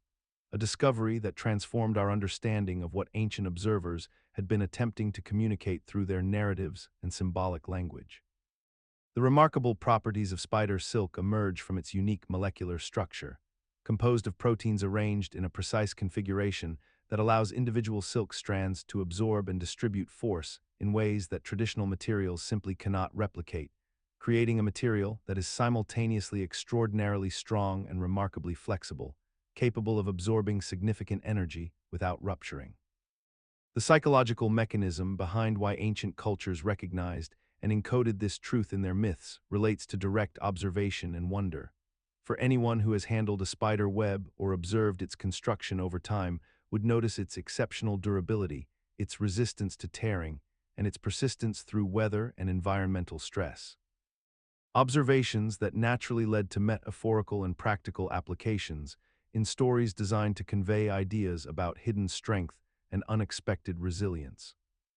What persists most remarkably is our continued amazement at this ancient knowledge, the way modern scientists studying spider silk acknowledge that they are essentially attempting to reverse engineer what spiders have perfected through millions of years of evolution, recognizing that the ancients who wove spider silk into their mythologies were in fact documenting genuine physical properties that remained beyond the reach of technological explanation until recent decades. reminding us that careful observation of the natural world often precedes scientific understanding by centuries or even millennia. Across ancient cultures spanning continents and centuries, civilizations recorded detailed accounts of prolonged darkness, unexplained cold, crop failures lasting years, and a sun dimmed to a ghostly pale disk in the sky, phenomena they attributed to the anger of gods or the opening of cosmic wounds. Archaeological and geological evidence now confirms that these were not religious allegories, but rather eyewitness testimonies to actual volcanic winter events, periods when massive eruptions injected such enormous quantities of ash and sulfur dioxide into the stratosphere that they blocked sufficient solar radiation to cool the entire planet by several degrees over months or years. The eruption of Mount Tambora in Indonesia in 1815, for instance, produced what became known as the Year Without a Summer, causing snow to fall in June across New England and widespread famine across the Northern Hemisphere, effects that were recorded in real time by contemporary observers who experienced weather so abnormal that crops withered in their fields and livestock starved in unprecedented numbers. What makes the ancient myths particularly striking is their specificity and consistency. The way cultures with no contact with one another described nearly identical phenomena from different volcanic events separated by centuries or even millennia, suggesting that the human experience of catastrophic volcanic winter was so profound, so fundamentally disruptive to survival, that it burned itself into cultural memory and religious narrative as a permanent warning. The mechanism underlying this is straightforward yet powerful. When a volcano reaches a certain threshold of explosivity, typically rated as 6 or higher on the Volcanic Explosivity Index, the energy released can propel material up through the troposphere and into the stratosphere where it remains suspended for months, creating a veil that reduces sunlight and causes global temperature drops of between half a degree and several degrees Celsius, depending on the eruption's magnitude and sulfur content. Ancient peoples observing the sun's diminishment, the cold that defied seasonal expectation, and the failure of harvests they depended upon for survival would naturally interpret such cosmically catastrophic events through their existing frameworks of meaning, ascribing them to divine punishment or celestial disturbance. And these interpretations would then be transmitted through oral tradition, written records, and eventually mythology that persisted long after the immediate witnesses had died. What remains remarkable is how these myths were largely dismissed by modern scholars and scientists until the 20th century, when volcanologists and climatologists developed the theoretical framework and computational models to confirm that volcanic. For thousands of years, across numerous ancient cultures spanning from Mesopotamia to the Indian subcontinent, serpents were depicted in mythology and religious texts as possessing an almost supernatural ability to perceive the world in ways fundamentally different from human sight, as though they could see through darkness itself and detect the very warmth of living creatures moving invisibly through shadow and night. These ancient narratives described snakes hunting with an uncanny precision that seemed to transcend normal vision, moving with deliberate accuracy toward prey they could not possibly see with ordinary eyes, guided instead by some mystical sensory gift that allowed them to navigate and hunt in complete darkness where no other creature should be able to function. The legends persisted across cultures and centuries, incorporated into religious symbolism and folk wisdom, suggesting that humanity had observed something real about serpents that defied conventional understanding, yet lacked the scientific framework to explain what they were witnessing in the behavior of these remarkable animals. It was not until the advent of modern thermal imaging technology in the 20th century that scientists made the extraordinary discovery that certain snake species, particularly pit vipers and pythons, actually possessed specialized sensory organs called pit organs located along their upper and lower jaw lines that functioned as biological infrared detectors of remarkable sophistication and sensitivity. These pit organs contain millions of specialized nerve endings connected to heat-sensing proteins that can detect temperature variations as minute as 0.03 degrees Celsius, essentially allowing these snakes to perceive the infrared radiation naturally emitted by warm-blooded animals in their vicinity, creating a detailed thermal image of their surroundings that is processed by their brains in a way that complements their regular vision. The ancient peoples who described this ability with reverence and awe had observed snakes striking unerringly at prey in absolute darkness, snakes that seemed to possess an almost supernatural awareness of their surroundings and they had attempted to explain these observations through the lens of mythology and mysticism, because they lacked the vocabulary of physics and biology to describe what they were actually seeing. What the ancients documented poetically, neuroscientists and herpetologists have now confirmed through rigorous laboratory study, revealing that those serpents truly did possess a form of vision that transcended human perception. A genuine sixth sense built directly into their biological structure through millions of years of evolutionary refinement and adaptation to nocturnal hunting.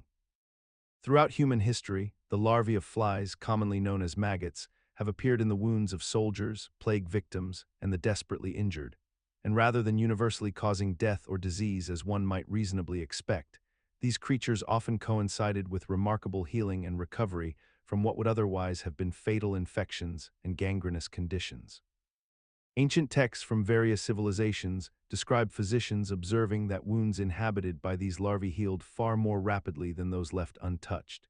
Yet the sheer revulsion such a notion inspired meant that this knowledge was largely suppressed and forgotten as modern medicine developed antiseptic procedures and antibiotics in the 20th century.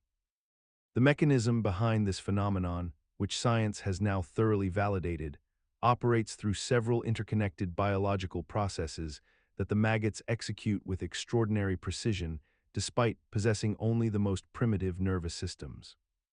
The larvae feed exclusively on dead and necrotic tissue while leaving healthy flesh entirely untouched, effectively performing a surgical debridement that removes exactly the contaminated material that would otherwise harbor deadly bacteria and prevent healing from occurring. Simultaneously, the maggots produce antibiotic secretions that actively suppress bacterial growth within the wound environment, and their movement through the tissue creates conditions that promote increased blood flow and oxygenation, both essential for the body's own healing mechanisms to function properly. Furthermore, the very act of the larvae consuming bacteria and dead tissue dramatically reduces the pathogenic load that would otherwise overwhelm the immune system and trigger systemic infection, fundamentally shifting the wound from a state of infection and decay toward one of cellular renewal and recovery. Modern medical practice has now formally reintegrated this ancient practice through what is called maggot therapy or biotherapy, where sterile larvae are intentionally applied to chronic wounds that resist conventional treatment. And this method has proven dramatically effective in cases of diabetic ulcers, venous stasis wounds, and other conditions where infection and tissue death would normally necessitate amputation. The persistence of this remedy throughout recorded history, despite its visceral unpleasantness, speaks to its undeniable efficacy and to the human capacity to recognize therapeutic benefit even when every instinct rebels against the method itself. The resurgence of maggot therapy in contemporary hospitals represents not merely a return to ancient wisdom, but a vindication of empirical observation over theoretical prejudice, demonstrating that effective medicine sometimes requires us to overcome O. Deep within the freshwater rivers and wetlands of South America, there exists a creature that ancient indigenous peoples described in their oral traditions as a serpent of lightning, a being capable of striking down enemies from a distance without physical contact, a phenomenon so extraordinary that early European explorers dismissed these accounts as pure folklore born from superstition and exaggeration. The electric eel, scientifically known as Electrophorus electricus, is indeed capable of generating and discharging electrical currents of remarkable magnitude, producing voltages that can exceed 600 volts in some cases, with multiple documented instances of these creatures incapacitating large animals and even causing severe injury or death to humans who ventured too close during feeding or territorial disputes. What makes this phenomenon particularly striking is the precision with which these eels can control and weaponize this biological capability, using specialized organs composed of thousands of electrocyte cells stacked in series like biological batteries, allowing them to discharge electricity in targeted bursts that temporarily paralyze prey fish, confuse predators, or establish dominance within their ecological niche. The ancient mythologies and legends spoken by the indigenous cultures of the Amazon basin contained remarkably accurate descriptions of this capability, referring to creatures that could strike with invisible force and bring down large game or enemies with a single devastating discharge, accounts that were systematized and transmitted through generations with enough consistency to suggest direct observation and experience rather than pure imaginative invention. When European naturalists finally documented the electrical properties of these eels in the 18th and 19th centuries through careful scientific observation and experimentation, they essentially confirmed what had been known and respected for centuries within indigenous knowledge systems, recognizing that the myths contained kernels of biological truth about an organism so unusual that it seemed almost supernatural to those encountering it for the first time without cultural context. The electric eel represents a remarkable example of how ancient peoples developed accurate understandings of their environment through careful observation and experiential learning, translating these observations into narrative and mythological frameworks that served both as entertainment and as practical repositories of information about dangerous organisms within their territories. In modern contexts, researchers have explored whether electric eels might be harnessed for bioelectric research or energy generation, though the practical applications remain limited by the eel's specific habitat requirements. For thousands of years, the Sahara Desert has stood as one of Earth's most inhospitable and barren landscapes, a vast expanse of sand and rock stretching across North Africa with seemingly endless dunes and virtually no permanent water sources. Yet ancient myths, legends, and the oral traditions of peoples inhabiting the region spoke of a time when this same land was verdant and lush, when rivers flowed through what are now empty valleys, when grasslands stretched across the terrain, and when abundant wildlife roamed freely beneath skies that brought regular rainfall rather than scorching drought.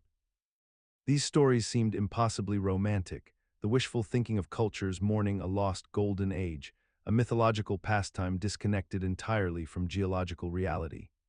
However, scientific investigation in the 20th and 21st centuries revealed that these ancient narratives were describing actual historical events with remarkable accuracy. Through paleoclimatology, sediment analysis, satellite imagery, and archaeological evidence, researchers discovered that between approximately 9,000 and 5,000 years ago, the Sahara region experienced a period known as the African Humid Period, during which monsoon rainfall was significantly more abundant than today, transforming the landscape into grasslands and savannas capable of supporting human settlements, pastoral communities, and diverse ecosystems. The mechanism behind this climate shift involved subtle variations in Earth's orbital patterns and axial tilt, changes so gradual and complex that they were virtually invisible to human observation within a single lifetime, yet powerful enough to redirect weather systems and precipitation patterns across entire continents. Ancient peoples living through this transition witnessed the gradual drying over many generations, passing down memories of a greener world through stories and myths that persisted across millennia, preserving environmental knowledge in narrative form long before scientists developed the tools to confirm these accounts. What remains remarkable is how thoroughly this knowledge was forgotten by modern consciousness, dismissed as mere folklore and mythology for so long, until technological advancement allowed us to literally read the Earth's climate history written in ancient soils, lake beds, and rock formations, vindicating the voices of cultures that had maintained these memories all along. The discovery serves as a humbling reminder that indigenous knowledge systems, often dismissed as primitive or superstitious by modern science, frequently encoded genuine environmental observations accumulated over countless generations, a testament to human memory and attention to landscape that modern civilization, despite its technological prowess, has only recently learned. For nearly 2,000 years, the seafaring people of Polynesia undertook some of the most remarkable voyages in human history, traversing the vast Pacific Ocean across distances that would span thousands of miles, reaching islands scattered across an area larger than North America itself. Yet they accomplished this extraordinary feat without any written maps, without instruments, without compasses, and without any of the navigational tools that modern civilization has come to depend upon. Instead, these master navigators relied upon an intricate and sophisticated system of wayfinding that was passed down orally through generations, a complex body of knowledge that encompassed the reading of stars, the observation of ocean swells and wave patterns, the behavior of birds, the color and temperature of water, and the movement of clouds at the horizon. The ancient Polynesians possessed a detailed mental model of the night sky, understanding not merely the positions of stars, but their rising and setting points across the seasons, the paths they traced across the heavens, and how to use these celestial markers as reliable guides across featureless expanses of open ocean where no landmarks existed. They recognized that the ocean itself communicated through patterns, that waves reflected the presence of distant islands long before they became visible, and that the flight paths of certain seabirds indicated the proximity of land. This knowledge accumulated over centuries of careful observation and passed through mnemonic devices and chants that encoded navigational information, allowed them to maintain directional accuracy across journeys spanning several thousand nautical miles, with a precision that Western navigators could not replicate until the development of modern instruments. Western scholars initially dismissed these accounts as mythology or exaggeration, unable to reconcile how people without written navigation charts could accomplish such feats. Yet archaeological evidence, linguistic patterns, and the genetic distribution of Polynesian populations across remote Pacific islands confirmed that these voyages had indeed occurred. Contemporary research has since validated the effectiveness of these navigational techniques, with modern scientists and experimental voyagers demonstrating that the methods described in Polynesian oral traditions actually do work with remarkable accuracy, that the star paths do lead to predictable locations, that wave patterns do indicate land, and that this system represents a genuine and sophisticated form of applied knowledge rather than fortunate accident. The persistence of this knowledge across such vast distances and timescales, maintained through oral tradition alone without any written record, speaks to the remarkable human capacity to develop cyst. Throughout history, witnesses to major seismic events have reported seeing strange luminous phenomena in the sky during or immediately preceding earthquakes, describing brilliant flashes of light, glowing orbs, and luminescent streaks that illuminate the darkness with an otherworldly quality that ancient peoples interpreted as divine omens or supernatural warnings of impending catastrophe. And these accounts were so prevalent across different cultures and time periods that they became woven into mythological narratives and spiritual traditions, treated largely as folklore or mass hallucinations by modern science for many decades, until researchers began taking the phenomenon seriously and developing testable explanations for what observers were actually witnessing. The mechanism behind earthquake lights appears to involve the immense electromagnetic energy released when tectonic plates shift violently beneath the Earth's surface. As the friction and stress accumulated over years suddenly ruptures the bedrock in a catastrophic moment, and this tremendous mechanical energy converts into electromagnetic radiation through a process involving the piezoelectric effect. Where certain minerals like quartz experience electrical polarization when subjected to extreme pressure, thus generating powerful electromagnetic pulses that interact with the atmosphere and create the luminous displays that skygazers observe. And additionally, the fracturing of rock itself can generate charges through triboluminescence, the emission of light caused by mechanical stress on materials. Which adds another layer to the phenomenon that explains the variety of colors and intensities that different witnesses report seeing. What remains remarkable is how thoroughly these accounts were dismissed or explained away for so long, relegated to the category of superstition and unreliable testimony, despite their persistent documentation across centuries and continents, as if the mere association with ancient belief systems somehow invalidated the sensory experiences of thousands of independent observers who had no motivation to fabricate consistent descriptions of phenomena they genuinely encountered. And now that we understand the physics behind earthquake lights, we can recognize that the ancients possessed no scientific framework to explain these events, but understood that they were real and significant, grounding their interpretations in the theological language available to them rather than in fundamental misperception or delusion, reminding us that the absence of correct explanation does not necessarily indicate the absence of genuine observation. For thousands of years, various ancient cultures developed myths and folklore surrounding bats, describing them as creatures possessing an almost supernatural ability to navigate through complete darkness with perfect precision, never colliding with obstacles despite having eyes that seemed virtually useless in the pitch black of caves and night skies. The ancient Greeks, Chinese philosophers, and medieval European scholars all produced accounts suggesting that bats possessed some form of invisible sense, some mysterious faculty that allowed them to perceive their environment through means other than sight, a concept so foreign to human experience that it seemed to belong entirely to the realm of magic and mystical phenomena rather than the natural world. These stories persisted across centuries and continents, passed down through generations as curious folklore about creatures that appeared to possess almost supernatural powers. Yet for the longest time, no one could adequately explain the mechanism by which such abilities might actually function within the constraints of biology and physics. Then, in the 1800s and early 1900s, European and American scientists began conducting detailed experiments with bats, covering their eyes and releasing them in rooms filled with obstacles, only to discover that the animals navigated flawlessly without any apparent visual input whatsoever, demonstrating that the ancient myths held a kernel of genuine biological truth. Researchers gradually uncovered that bats produce high-frequency sounds, ultrasonic vocalizations beyond the range of human hearing, and that these sound waves bounce off objects in their environment, returning to the bat's ears with information about distance, size, shape, texture, and movement, allowing them to construct an incredibly detailed acoustic image of their surroundings with a precision that rivals or even exceeds human vision in certain contexts. The ancient peoples had sensed and mythologized something genuinely real about bat biology, translating their observations into supernatural narratives simply because the underlying mechanism was too sophisticated and unfamiliar to explain through the scientific frameworks available to them at that time. What is remarkable is how this ancient intuition about bat echolocation demonstrates that careful observation of nature, even when interpreted through mythological lenses, can contain profound truths waiting for later generations to unveil the actual scientific processes underlying what once seemed purely magical.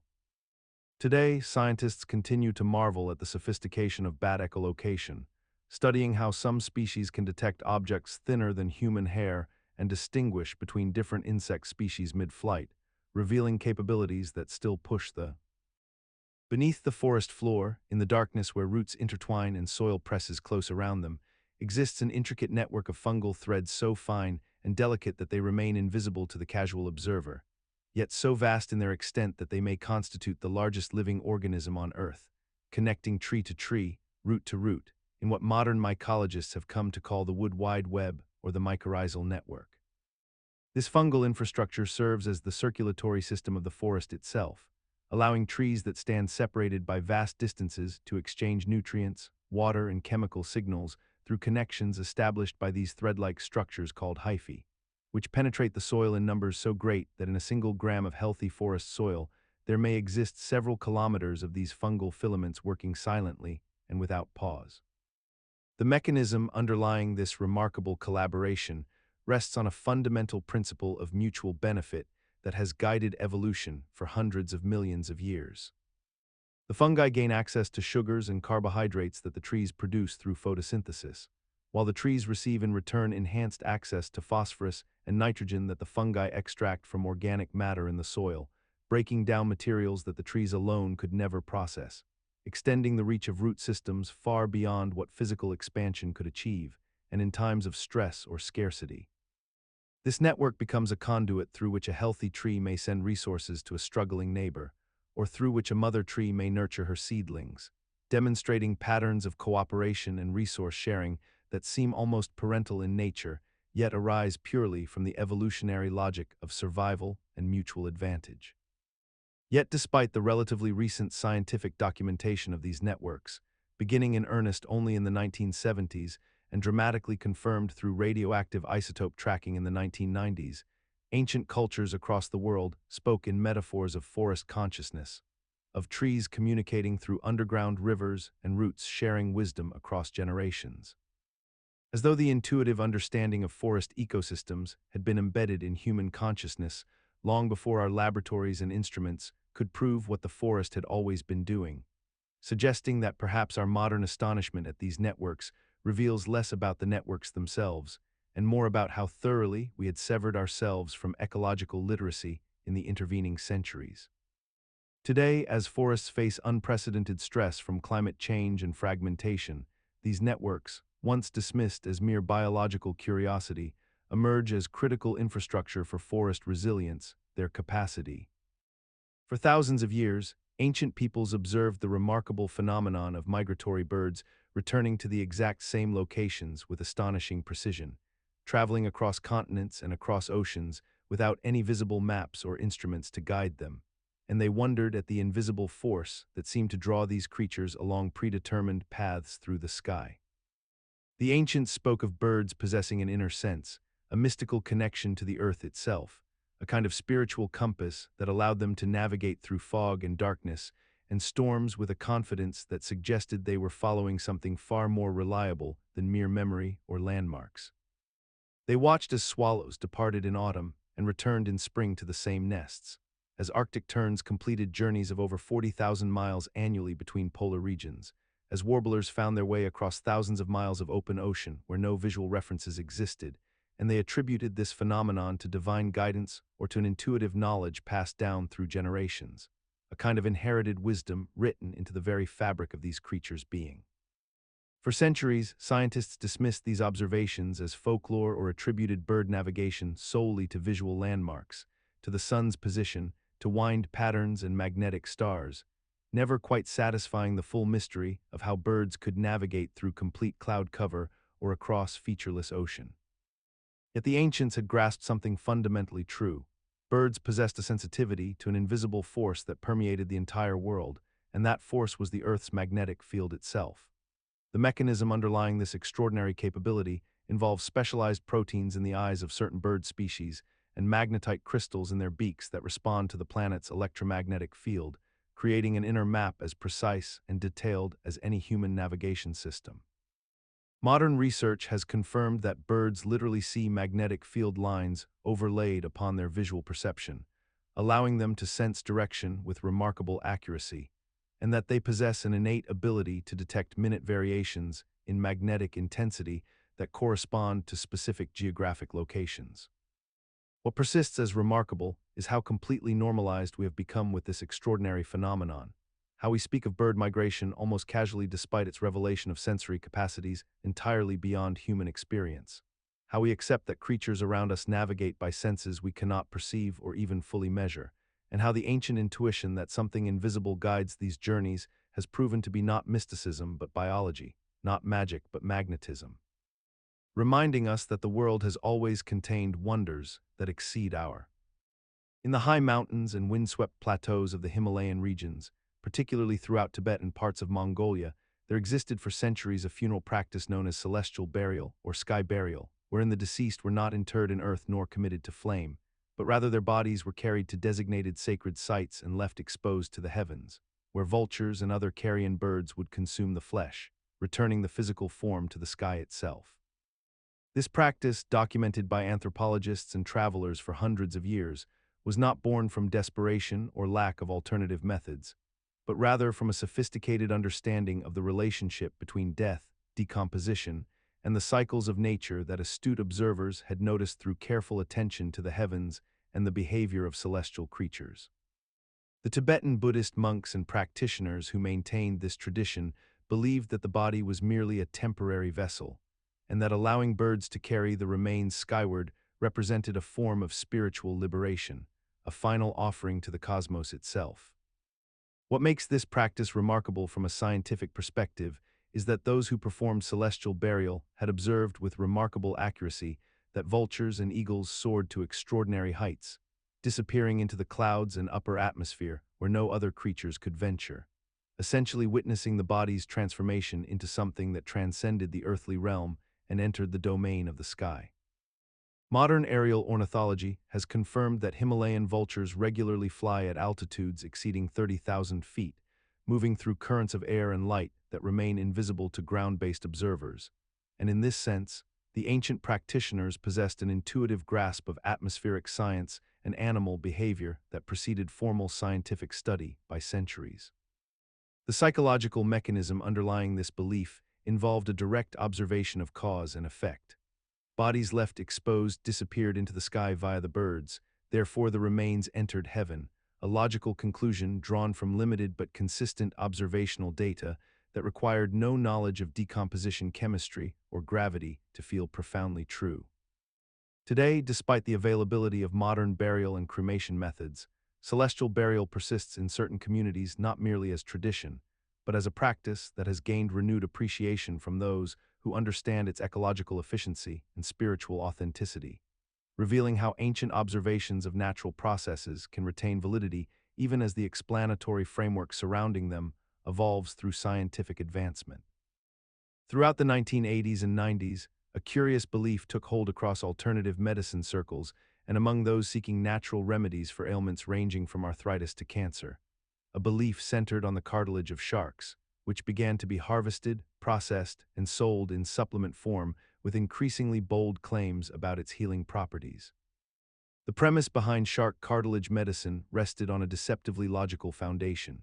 Sharks, it was reasoned, rarely develop cancer, and since their skeletal structures are composed entirely of cartilage rather than bone, perhaps this material contained some unique anti-cancer or anti-inflammatory compound that could be extracted and utilized for human benefit.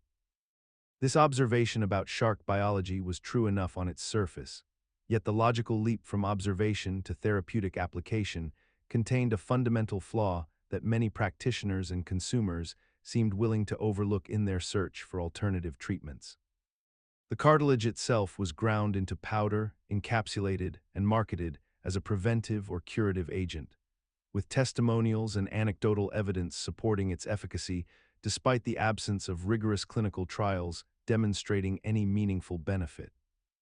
What made this practice particularly persistent was the human tendency to accept narratives that appeal to intuitive reasoning, the idea that if nature has provided sharks with protection against cancer through their cartilaginous composition, then consuming that same material might provide similar protection to humans, a logical bridge that seemed to require no further verification. The mechanism of belief operated on multiple levels: the appeal to natural sources, the assumption that rare biological phenomena could be pharmaceutically transferred between species, the authority granted to alternative practitioners who promoted these products, and the understandable desperation of patients facing serious illnesses who felt abandoned by conventional medicine or simply wished to explore every possible option. Despite numerous scientific studies eventually finding no significant evidence that shark cartilage could treat cancer, osteoarthritis, or other conditions for which it was promoted, the market for these supplements has persisted for decades, a testament to how powerfully human beings can hold onto narratives that combine observation with hope, even when the mechanisms proposed remain biologically implausible and the evidence remains stubbornly absent. Moreover, the shark cartilage industry demonstrated how commercial interests could amplify and sustain unfounded medical claims, with millions of sharks killed annually at the peak of the trend, an environmental consequence that received far less attention than the unproven health benefits. Throughout human history, seafaring cultures have woven extraordinary tales of eight-armed creatures dwelling in the ocean depths, creatures possessed of cunning, problem-solving abilities, and an almost alien form of intelligence that seemed to operate by rules entirely foreign to our own understanding of animal cognition. The ancient Greeks and Romans recorded stories of octopuses that could open containers, manipulate objects with precision, and navigate through complex environments with remarkable purposefulness. Yet for centuries, these accounts were dismissed as the romantic exaggerations of sailors and the imaginative embellishments of mythmakers. Modern scientific investigation has confirmed that these ancient observations were not merely fanciful, but rather accurate descriptions of genuinely exceptional cognitive abilities that place the octopus among the most intelligent invertebrate creatures on Earth. Contemporary research has revealed that octopuses possess approximately 500 million neurons, a substantial portion of which are distributed throughout their 8 arms rather than concentrated in a central brain, creating a decentralized neural architecture that allows each arm to operate with remarkable autonomy and intelligence. Laboratory experiments have documented octopuses solving multi-step puzzles, unscrewing jar lids from the inside to access food, learning through observation of other octopuses, and even recognizing individual human researchers, demonstrating memory capacity and social awareness that contradicts the assumption that intelligence requires a centralized brain structure. Scientists have discovered that octopuses possess the ability to change color and texture of their skin in less than 1 second through sophisticated chromatophore cells and papillae controlled by their nervous system. Yet remarkably, their eyes appear to be colorblind, suggesting a form of sensory integration that science is still working to fully comprehend. The mechanism underlying this intelligence appears to involve a fundamentally different neural organization from vertebrate cognition, one where distributed processing across the arms allows for parallel problem-solving and simultaneous manipulation of multiple objects. Yet we have largely overlooked these creatures in our conversations about animal intelligence, perhaps because their form of consciousness seems so profoundly unlike our own. The remarkable fact is that despite decades of scientific confirmation of octopus intelligence, these creatures remain relatively understudied compared to primates and dolphins, and many people still regard them primarily as exotic food or curiosities, rather than recognizing them as genuinely intelligent beings whose cognitive processes challenge our understanding of what intelligence itself. Across the Arctic and subarctic regions of the world, indigenous peoples have long maintained a profound and deeply embedded cultural belief that the aurora borealis, those luminous curtains of green and violet light that dance across northern skies, represent the spirits of deceased ancestors communicating with the living, guiding them, warning them, or simply acknowledging their presence in the realm of the living. The Sami people of northern Scandinavia, the Inuit cultures across Alaska and Canada, and various Siberian communities all developed remarkably similar interpretations of these celestial phenomena, viewing the lights not as mere atmospheric disturbances, but as meaningful contact from those who had passed beyond the mortal veil. These cultures passed down stories across countless generations in which the aurora served as a bridge between worlds, a visible manifestation of spiritual presence that could be read and interpreted much like written language, with certain colors, movements, and intensities carrying specific messages or omens relevant to the communities observing them. The psychological mechanism underlying this interpretation appears rooted in the human brain's tendency to seek patterns and meaning in ambiguous natural phenomena, a cognitive pattern known as pareidolia when applied to visual stimuli, combined with the profound human need to maintain connection with deceased loved ones, and to find reassurance that death does not sever all bonds between the living and the dead. When faced with an extraordinary visual experience that defies easy categorization and occurs in regions where communities existed in close relationship with death through harsh environmental conditions and high mortality rates, the human mind naturally reaches toward explanatory frameworks that provide both meaning and comfort simultaneously. What becomes particularly fascinating from a scientific perspective is that the aurora borealis is indeed caused by solar wind particles colliding with the Earth's magnetosphere, a phenomenon that was completely unknown to ancient observers, yet produces visible effects that genuinely do vary in intensity, color, and pattern in ways that could reasonably be interpreted as communication or intentional behavior by an external intelligence.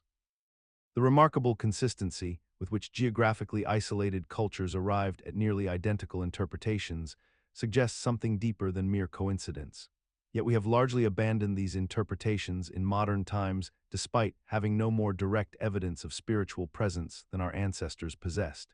instead choosing to accept the material explanation that requires no invocation of the supernatural.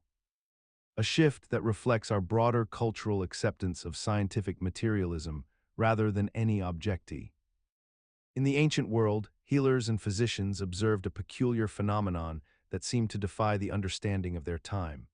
When certain molds grew upon open wounds or infected areas of the body, the infection would often diminish rather than worsen, a counterintuitive occurrence that challenged the prevailing theories about contamination and disease.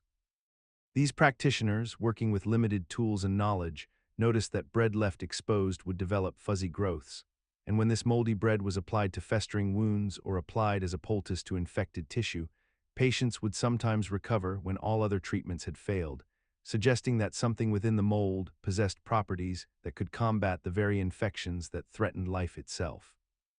The logical mechanism behind this observation rested on the fact that certain molds, particularly those from the Penicillium genus, naturally produced chemical compounds as a defense against bacteria competing for the same resources in their environment. Compounds that would eventually be identified as antibiotics, substances capable of killing or inhibiting the growth of pathogenic microorganisms without immediately destroying the host tissues themselves. For centuries, this knowledge persisted in folk medicine and traditional healing practices across numerous cultures, passed down through generations who recognized the practical efficacy of moldy substances even though they could not explain the microscopic mechanisms at work or articulate why a contamination could cure another contamination. What becomes remarkable in reflection is how thoroughly this ancient understanding was forgotten, dismissed, or relegated to superstition during the era when medical science began its systematic study of disease. A period when cleanliness and sterilization became paramount concerns, and the idea that mold could heal seemed antithetical to everything that modern medicine was beginning to understand about infection and sanitation. Until Alexander Fleming's accidental discovery of penicillin in 1928 forced the scientific community to confront what traditional healers had known for millennia, demonstrating that the ancients had grasped a fundamental truth about the natural world despite lacking any framework to explain it in contemporary scientific terms. Fleming's serendipitous observation of a contaminated bacterial culture, where a mold colony had inhibited the surrounding growth of Staphylococcus, vindicated centuries of empirical practice and initiated the antibiotic revolution that would transform modern medicine, saving countless millions of lives and establishing what ancient healers had intuitively understood: that in nature's competitive struggles for survival, one organism's defensive chemistry becomes anode. For generations, indigenous peoples living along coastlines in the Indian Ocean, the Pacific, and beyond passed down stories through oral tradition that described enormous waves rising from the sea without warning, swallowing entire communities and reshaping the landscape in moments of catastrophic violence. These narratives persisted across centuries in cultures separated by vast distances, told around fires and in gathering places, refined and retold by grandmothers and elders who emphasized the importance of remembering these accounts as cautionary wisdom. The stories often contained specific details about the unusual behavior of water before the great waves arrived, accounts of the ocean receding far beyond normal tidal patterns, exposing seafloor and stranding fish and sea creatures, followed by an unnatural silence that preceded the arrival of towering walls of water that came from the horizon with tremendous force. Modern science eventually developed the understanding that these narratives were not mythological invention, but rather cultural memory of actual tsunamis, seismic events triggered by underwater earthquakes and volcanic activity that generated waves capable of traveling across entire ocean basins at remarkable speeds. The mechanism behind oral persistence of these stories rests in their functional utility as survival information passed through generations, encoding crucial warning signs that could alert people to seek higher ground before the waves arrived, making these narratives a form of intergenerational knowledge transfer that served genuine protective purposes in communities living in vulnerable geographic regions. What proves remarkable is how these accounts maintained consistency and credibility despite the long intervals between major tsunami events, which might span decades or even centuries, meaning that individuals telling the stories had never personally witnessed the phenomena they described. Yet the cultural commitment to preserving and transmitting these narratives remained unbroken, suggesting a cultural value system that treated ancestral knowledge as reliable even without personal verification. And only with the advent of modern seismology and oceanography could scientists validate that these ancient stories documented real physical events with remarkable accuracy, confirming that what had been preserved as myth and legend was actually precise environmental and geological knowledge encoded within narrative tradition. The 2004 Indian Ocean tsunami provided stark validation of this principle when communities in Simeulue Island, Indonesia, and among the Moken people of Thailand and Myanmar, populations with strong oral traditions of tsunami knowledge, experienced significantly lower casualty rates than neighboring groups lacking such cultural memory, demonstrate.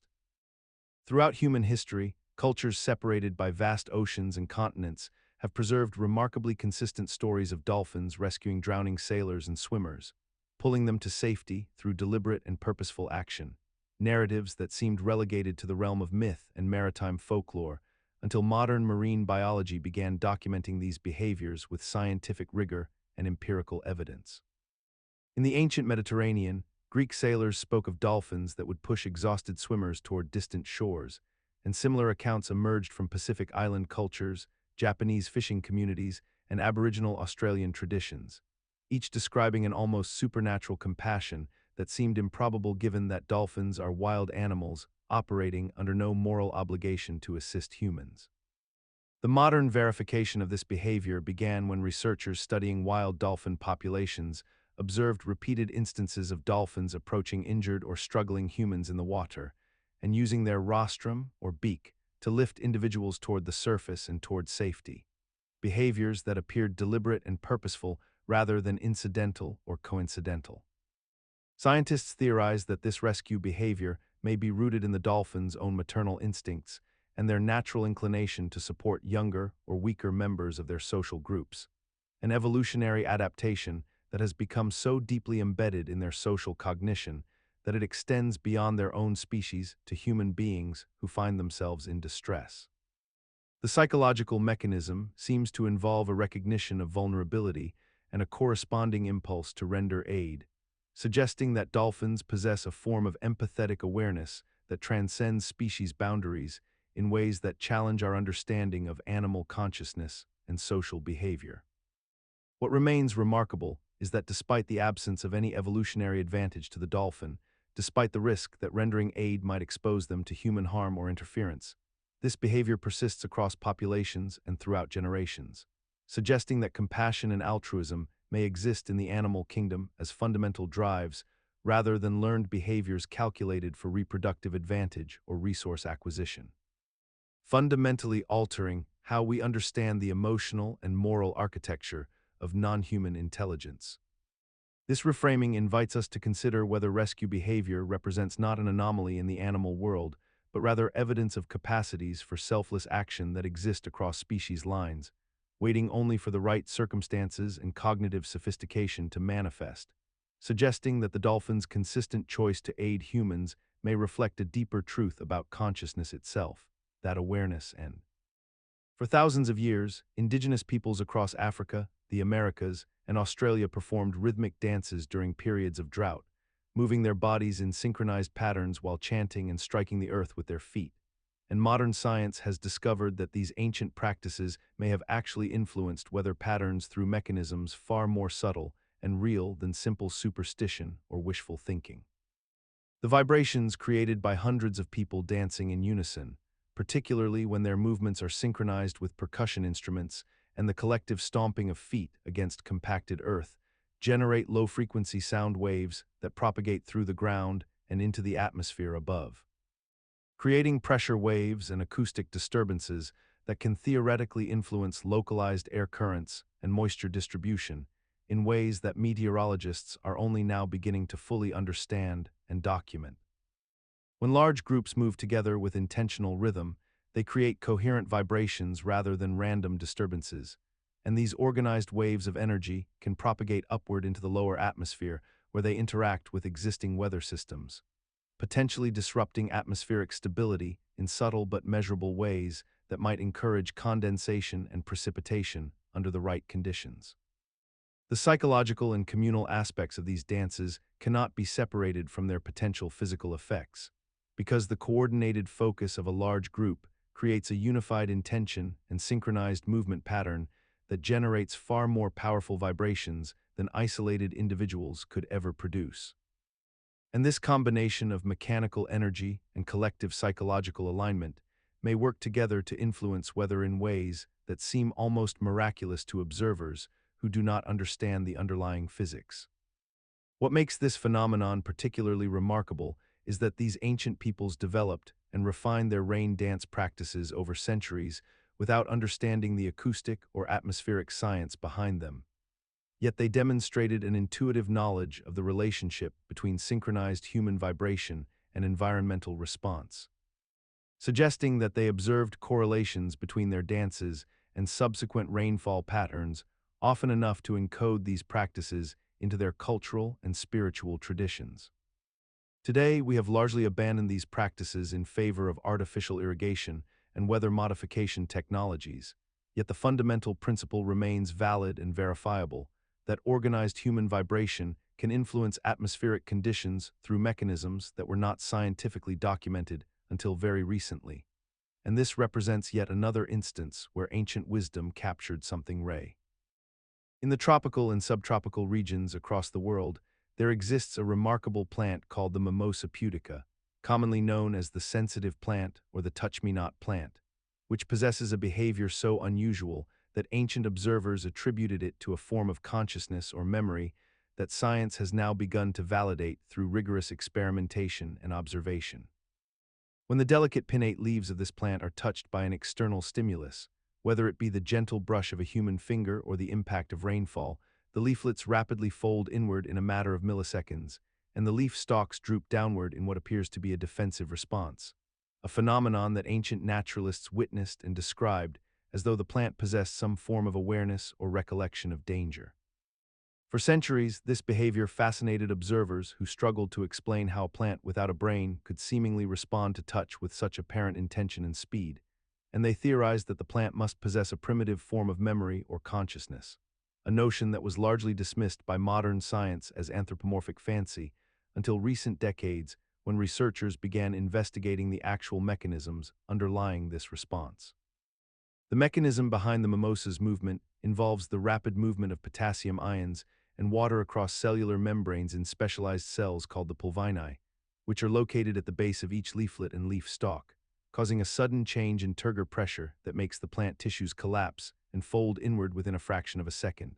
a process that is entirely chemical and mechanical rather than involving any neural tissue. However, what has captured the attention of contemporary plant scientists is not merely this mechanical explanation, but rather the discovery that the mimosa plant appears to possess a form of habituation, meaning that when the plant is repeatedly touched in a harmless manner without any actual danger following, it gradually ceases to respond to the stimulus, and more remarkably, it appears to retain this learned behavior and memory over extended periods, demonstrating that the plant can distinguish between threatening and non-threatening stimuli and can adjust its responses accordingly based on accumulated experience. In laboratory studies, researchers have observed that mimosa plants subjected to repeated drops from a height, a stimulus that initially triggers the defensive folding response, will gradually stop responding after multiple exposures, suggesting that the plant recognizes the lack of actual harm and conserves energy by abandoning the costly defensive mechanism. And this habituation has been shown to persist for weeks after the initial training period, indicating a genuine form of plan. Throughout the ancient world, from the Mediterranean shores to the far reaches of Asia, garlic held a sacred place in the medicine cabinets of healers and physicians who understood, through generations of observation and practical application, that this humble bulb possessed remarkable powers to prevent infection and promote healing. The Egyptians documented their use of garlic in treating wounds and preventing the spread of disease, incorporating it into remedies that were carefully recorded on papyrus scrolls that would survive thousands of years, while Greek physicians like Hippocrates himself recommended garlic to patients suffering from various ailments, particularly those afflicted with open wounds or festering sores that threatened to claim limbs or lives.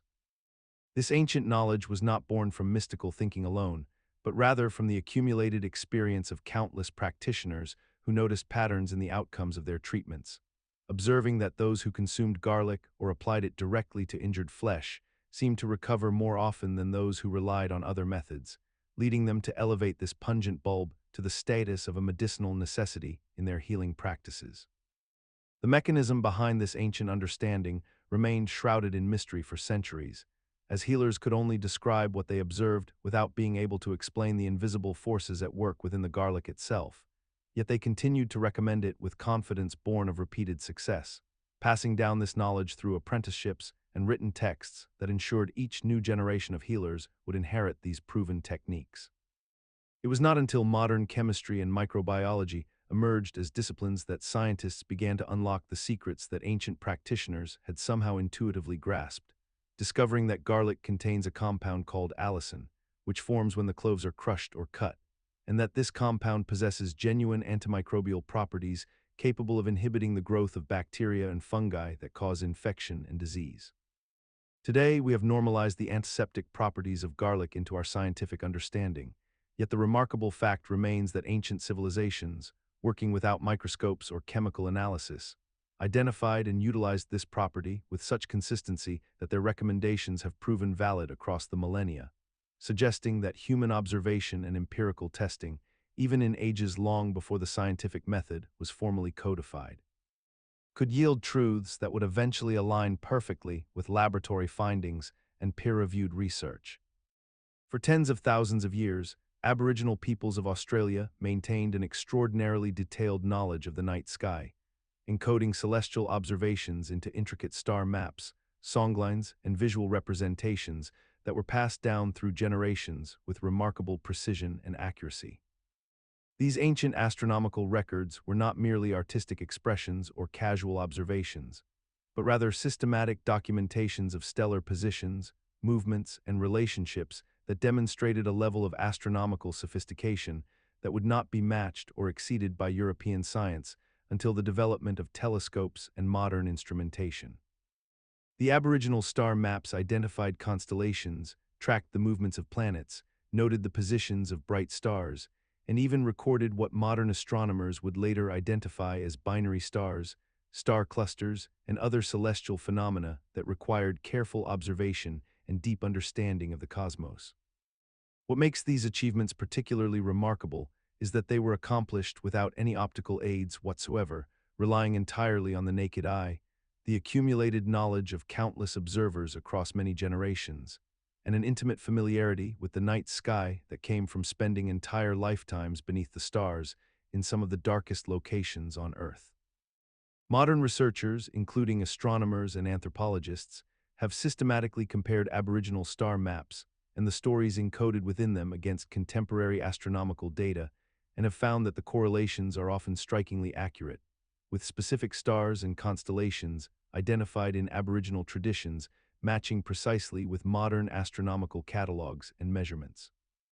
The mechanism behind this remarkable accuracy stems from the fundamental fact that the night sky, while appearing to change throughout the year and across different latitudes, follows predictable patterns that can be learned and encoded through patient observation, cultural transmission, and the development of mnemonic systems such as songlines that weave together geography, astronomy, and storytelling into a unified framework that serves multiple cultural purposes simultaneously. Aboriginal cultures developed specialized knowledge systems that treated the night sky not as a distant abstraction, but as an integral component of their cosmology, their understanding of time and seasons, their navigation systems, and their connection to country and kinship structures, which meant that astronomical knowledge carried profound cultural significance and was therefore preserved with exceptional care and precision. In the mountainous regions of Japan, there existed for centuries a profound belief that earthquakes were caused by the movements of an enormous catfish named Nemezu, a creature of mythological proportions that was said to dwell beneath the earth in a state of constant, restless motion, and when this great fish would thrash about or shift its massive body, the ground above would tremble and shake with devastating force, destroying homes and claiming lives in the process. This belief was so deeply embedded in Japanese culture that it appeared in artwork, folklore, and popular consciousness throughout the medieval and early modern periods, with many people genuinely convinced that seismic activity was nothing more than the direct result of their subterranean neighbors fidgeting. The psychological mechanism behind this myth operated on a principle that remains fundamental to human cognition even today. When faced with a natural phenomenon that seems random, unpredictable, and utterly beyond human control or comprehension, we instinctively create narratives that impose order and causality onto chaos, and these narratives often take the form of living, sentient beings rather than abstract forces, because personifying natural disasters makes them somehow more manageable in the human mind, more explainable, and less cosmically indifferent.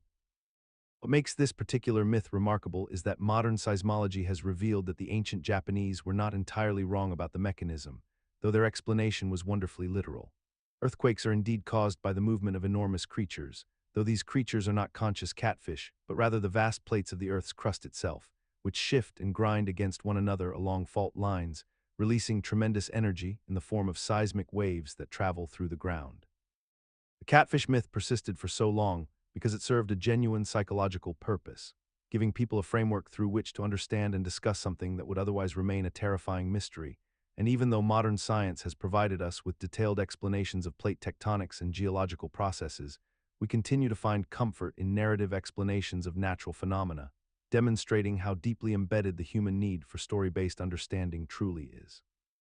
This impulse to narrativize the world around us can be observed in how modern societies create equally elaborate explanations for economic crashes, pandemics, and technological disruptions,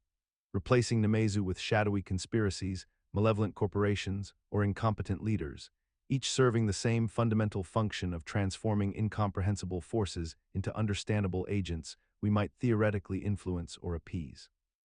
In ancient times, long before the systematic study of magnetism, cultures across the Mediterranean world and beyond discovered certain dark stones that possessed a peculiar and seemingly magical property. They could attract iron without any visible contact or explanation, and some of these stones could orient themselves toward a particular direction when allowed to rotate freely. These stones, called lodestones, became central to both mythology and early practical application, particularly in navigation, where sailors recognized that a lodestone suspended or floated upon water would consistently point toward the same celestial direction,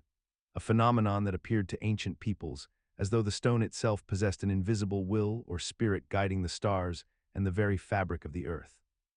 The Greeks attributed this strange attraction to a form of sympathetic magic or inherent affinity between materials, imagining that iron and stone shared a kind of kinship that transcended physical touch, while Chinese scholars and navigators documented lodestones with remarkable precision, using them to create early compasses and building entire cosmological frameworks around the idea that the Earth itself was a great magnet that drew all things into alignment with its fundamental nature. What made these beliefs particularly resilient was not merely superstition, but rather the genuine mystery of the phenomenon. There was no visible mechanism of operation, no apparent force, no material transfer between the lodestone and the iron it attracted, making it seem entirely reasonable that something immaterial or supernatural might be at work. The psychological mechanism behind humanity's acceptance of lodestone magnetism, without complete understanding, rested on the principle that persistent, repeatable phenomena demand explanation.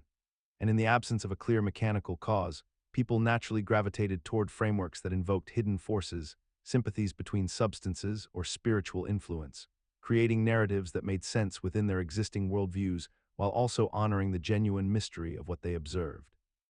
Today, we understand magnetism through the lens of electron spin, atomic alignment, and electromagnetic fields, yet we have so thoroughly integrated this knowledge into our everyday experience that we rarely marvel at the fact that invisible forces constantly surround us, constantly influence matter and motion without our ever seeing them directly, which suggests that ancient peoples were perhaps not so far removed from our own scientific understanding as we might assume.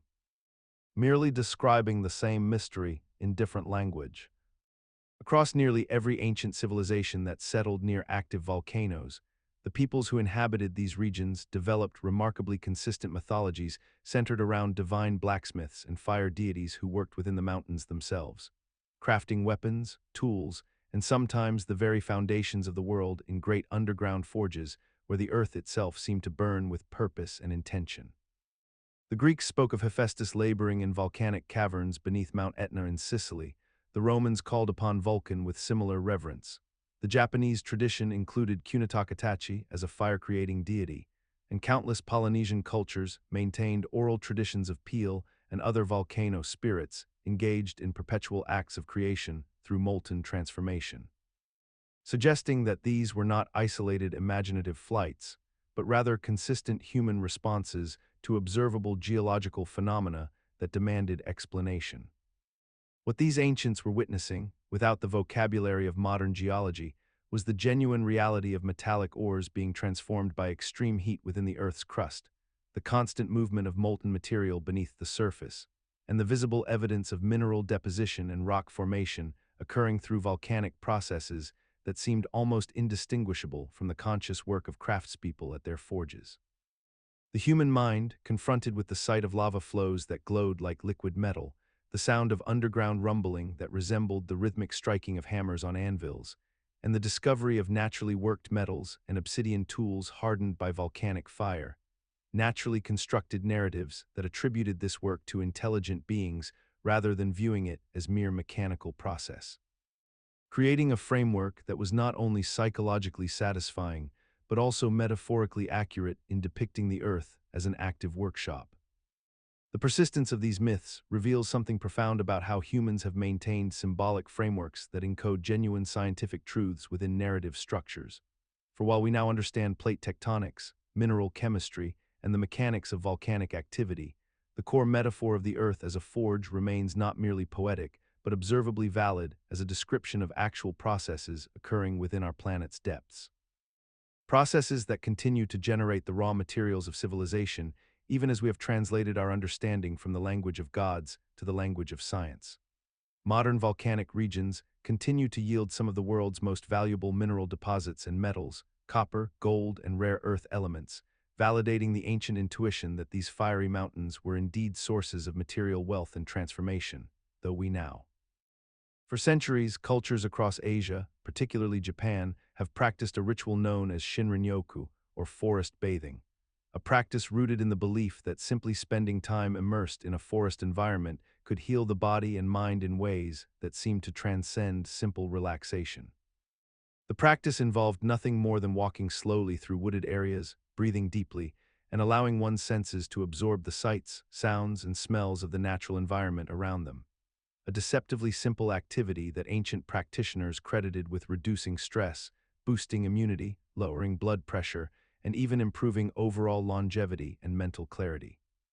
What made this belief particularly remarkable was that it persisted for generations without any scientific mechanism to explain it, existing purely as folk wisdom passed down through families and cultural traditions, a practice maintained by intuition alone, as if people across entire civilizations had discovered something therapeutic in the forest without being able to articulate why. The mechanism underlying forest bathing healing operates on multiple physiological and psychological levels that science has only recently begun to fully understand and validate. When humans enter a forest environment, they are exposed to naturally occurring compounds called phytoncides, which are volatile organic compounds released by trees and plants, substances that the plants produce to protect themselves from pathogens and parasites, yet which trigger measurable immune responses in humans who breathe them in, increasing the activity of natural killer cells and enhancing overall immune function. Simultaneously, the forest environment naturally reduces cortisol levels, the primary stress hormone, through a combination of lower noise pollution, softer visual stimuli compared to urban environments, and the subtle but significant psychological effect of being surrounded by living systems operating on timescales far longer than human concerns. The rhythmic patterns of nature, the absence of artificial stimuli, and even the specific wavelengths of light filtered through tree canopies all work together to shift the nervous system from sympathetic dominance toward parasympathetic activation, the state in which the body can truly rest and repair itself. What remains fascinating is that this practice has been integrated so thoroughly into modern wellness culture that it no longer seems remarkable to us, despite the fact that we have only recently developed the scientific instrumentation to prove what ancient peoples somehow understood through pure observation and lived experience. In cultures spanning from ancient Japan to the Pacific Northwest and throughout medieval Europe, there existed a peculiar and consistent observation about corvids, particularly crows and ravens, that suggested these birds possessed an uncanny ability to recognize and remember individual human faces with remarkable precision. Indigenous peoples and ancient observers noted that crows seemed to distinguish between those who treated them kindly and those who posed threats, responding with either approach or avoidance based on prior interactions with specific individuals rather than generalizing across all humans as a single category. This folklore was often woven into mythological narratives where crows served as messengers or observers capable of identifying particular people across vast distances and through considerable spans of time, suggesting that these dark-feathered creatures maintained detailed mental catalogs of human faces and personalities. The mechanism underlying this phenomenon, which remained largely relegated to the realm of folklore and anecdote for centuries, operates through the corvid brain's remarkable capacity for visual pattern recognition and long-term memory consolidation. Crows possess neural structures that allow them to process facial features with sufficient granularity to distinguish between individuals, and they appear to integrate these visual memories with emotional and experiential associations derived from repeated encounters, effectively creating a social database of human acquaintances. This cognitive ability likely evolved as an adaptive strategy in urban and semi-urban environments, where remembering the territorial behaviors and resource-sharing patterns of specific individuals would confer significant survival advantages. Despite the logical coherence of this explanation and the straightforward evolutionary pathway that would select for such abilities, most modern people continue to regard crows as merely generic birds without individual personalities or selective affinities. Yet scientific studies conducted over the past 2 decades have consistently demonstrated that crows do indeed recognize and remember human faces with accuracy rates that rival or exceed those of many mammals. A validation of observations that ancient peoples had made and encoded into their stories long before neuroscience could explain the underlying mechanisms. In one particularly striking experiment, researchers showed crows photographs of human faces previously associated with either capture or benign handling, and the birds exhibited distinct alarm calls and avoidance behaviors toward the dangerous faces even when presented by entirely different researchers in novel contexts, demonstrating that their facial recognition extended beyond mere visual memory to encompass a SOP. Across the river systems of the world, particularly in regions where dramatic tidal ranges meet narrow estuaries and shallow channels, a phenomenon occurs that has captivated human imagination for millennia, transforming what began as fearful observation into scientific understanding. When the tide rushes inland with sufficient force and encounters the outflow of a river moving in the opposite direction, the waters do not mix gently, but instead create a distinctive wave formation that travels upstream, a wall of churning water that can reach heights of several meters and travel at considerable speeds, consuming everything in its path with what appears to be deliberate malevolence. In the Amazon River, where the phenomenon is particularly pronounced and is known locally as the pororoca, witnesses have reported seeing this tidal bore create sounds like thunder, sending a visible wall of water and debris forward in a manner that seemed, to ancient observers, almost sentient and alive. The psychological mechanism behind the serpent interpretation is remarkably straightforward when considering how humans perceive movement and intentionality in natural phenomena. The undulating surface of the advancing tidal bore, the way it seems to rear up and strike with unpredictable force, the manner in which it consumes boats and swimmers with sudden violence, all these elements naturally evoke the image of an enormous serpent or sea dragon attacking from the waters with purpose and hunger. Indigenous peoples and early civilizations across Asia, South America, and Europe developed mythologies centered around water serpents and tidal demons that matched these observations with remarkable precision, describing creatures that appeared during specific times, made specific sounds, and claimed specific victims, details that actually corresponded to the predictable behavior of tidal bores occurring at particular lunar phases and under particular meteorological conditions. What remains remarkable is not merely that these observations were accurate, but that the psychological imprint of the serpent interpretation persists even in modern times, despite our complete understanding of the hydrodynamic forces at work. We have normalized this scientific knowledge into our consciousness so thoroughly that we no longer feel the need to reconcile the image of an attacking serpent with the reality of fluid dynamics, allowing both interpretations to coexist peacefully in our collective memory as evidence of how myth and mechanism are often not opposed to one another, but rather different languages describing the same extraordinary natural event. Deep within the African savanna, where elephants move across vast distances in coordinated groups, ancient peoples observed something that seemed almost mystical: the ability of these massive creatures to communicate across miles of landscape without producing any audible sound that human ears could detect, as if they possessed a secret language whispered through the earth itself. For centuries, indigenous cultures and early naturalists documented stories of elephants responding to calls from other elephants that were far beyond the horizon, of herds gathering mysteriously at specific locations during times of drought or danger, of calves being born, and their mothers knowing instantly whether to flee or celebrate based on ground vibrations that seemed to carry profound information through their feet and bones. The mechanism behind this phenomenon involves the production of infrasound frequencies, acoustic vibrations that exist below the range of human hearing, typically below 20 Hz, which elephants generate through their larynx and vocal structures with remarkable precision and intentionality. These low-frequency calls travel through the ground and through the air with extraordinary efficiency, propagating across distances of up to 6 miles or more depending on atmospheric conditions and terrain, allowing elephants to communicate about food sources, danger, emotional states, and reproductive readiness in ways that remain partially mysterious even to modern science. The elephant's skull, ear structure, and nervous system have evolved specifically to detect and interpret these infrasonic messages, with specialized cells in their feet capable of sensing vibrations and a complex auditory processing system that translates these frequencies into meaningful information that shapes their behavior and survival strategies. Despite living in an era where we have sophisticated acoustic equipment and advanced understanding of animal communication, we still find ourselves occasionally surprised by how effective and nuanced this ancient system remains, by the sheer elegance of a communication method that requires no visible signals, no elaborate displays, just the subtle manipulation of sound waves that pass through the very ground beneath our feet. A reminder that the natural world possessed sophisticated technologies long before we developed the instruments to measure them.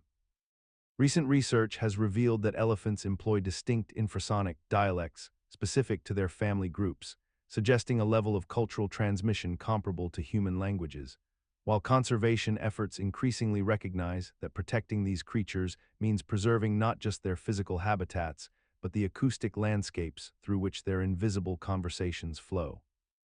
For centuries, quicksand held a place in human mythology and storytelling as one of nature's most terrifying and inescapable traps, a substance that would inexorably pull anyone unfortunate enough to step into it downward into an inevitable grave of sand and suffocation. Ancient texts and classical narratives frequently invoked quicksand as a symbol of doom, describing how travelers and warriors would sink helplessly into the earth, their struggles only accelerating their descent into oblivion.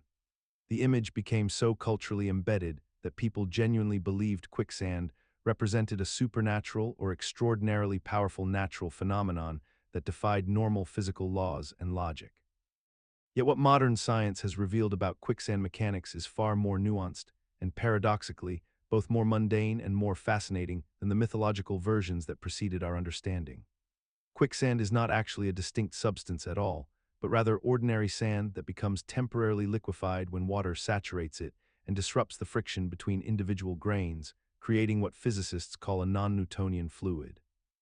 When a person steps into this liquefied sand, the immediate instinct to struggle and thrash actually increases the pressure within the sand around the body, which paradoxically makes it more difficult to move through. The panic response that ancient people attributed to supernatural terror was in fact the worst possible reaction from a pure mechanical standpoint, as rapid movements require the sand to move out of the way faster than water can flow away, creating suction and resistance.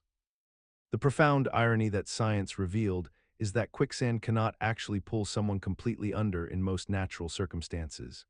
Instead, the human body's buoyancy combined with the sand's density means a person would naturally float partially submerged if they remained calm and moved slowly. The ancient myths described quicksand as an active, malevolent force with agency and intention, when in reality it is simply a passive physical system responding to the laws of fluid dynamics and pressure distribution. What persists today is a somewhat softened version of that original fear, a lingering cultural memory of quicksand as dangerous despite our modern understanding that it presents minimal threat to anyone who knows how to respond to it rationally. This transformation from mythological terror to understood physical phenomenon reflects a broader pattern in human history, where scientific literacy has repeatedly converted mysterious dangers into manageable problems once their underlying mechanisms are revealed. In the ancient world, the sudden and terrifying disappearance of the sun during daylight hours represented perhaps the most profound cosmic horror imaginable, a moment when the celestial order itself seemed to collapse into chaos and darkness. The Babylonians, those meticulous observers of the heavens who tracked the movements of celestial bodies across centuries of careful observation, eventually developed a remarkable ability to predict when these catastrophic events would occur, creating mathematical models that could forecast solar eclipses with stunning accuracy long before the scientific understanding of orbital mechanics existed. This predictive capacity emerged not from mystical insight, but from the patient accumulation of empirical data, as Babylonian astronomers recorded eclipse after eclipse, noting the patterns in their occurrence and recognizing the cyclical rhythms that governed these celestial events, a process that required generations of dedicated observation and mathematical refinement. The underlying mechanism of eclipse prediction rests upon a fundamental astronomical principle. The moon orbits the Earth in a predictable path, and when this path intersects with the line between the sun and the Earth at precisely the right moment, the moon's shadow falls upon our planet, blocking the sun's light and creating the phenomenon we call a total solar eclipse. The Babylonians could not have understood this mechanism in physical terms, yet their mathematical models captured the essence of these orbital relationships, allowing them to calculate future eclipses by recognizing the Saros cycle, an approximately 18-year plus 11-day period after which eclipses repeat in similar patterns across the globe. What remains remarkable is that this ancient achievement, this act of cosmic prediction accomplished without telescopes, without understanding gravity, without any knowledge of the actual mechanisms involved, demonstrates that precise mathematical thinking and careful empirical observation can yield profound truths about the universe. Modern science has since explained exactly why eclipses occur and precisely how to predict them. Yet the fundamental insight that the cosmos operates according to discoverable mathematical principles, a truth the Babylonians grasped through persistent observation, remains as valid today as it was in antiquity, a testament to human ingenuity and the power of pattern recognition across time. The prediction of solar eclipses thus represents a bridge between ancient wonder and modern science,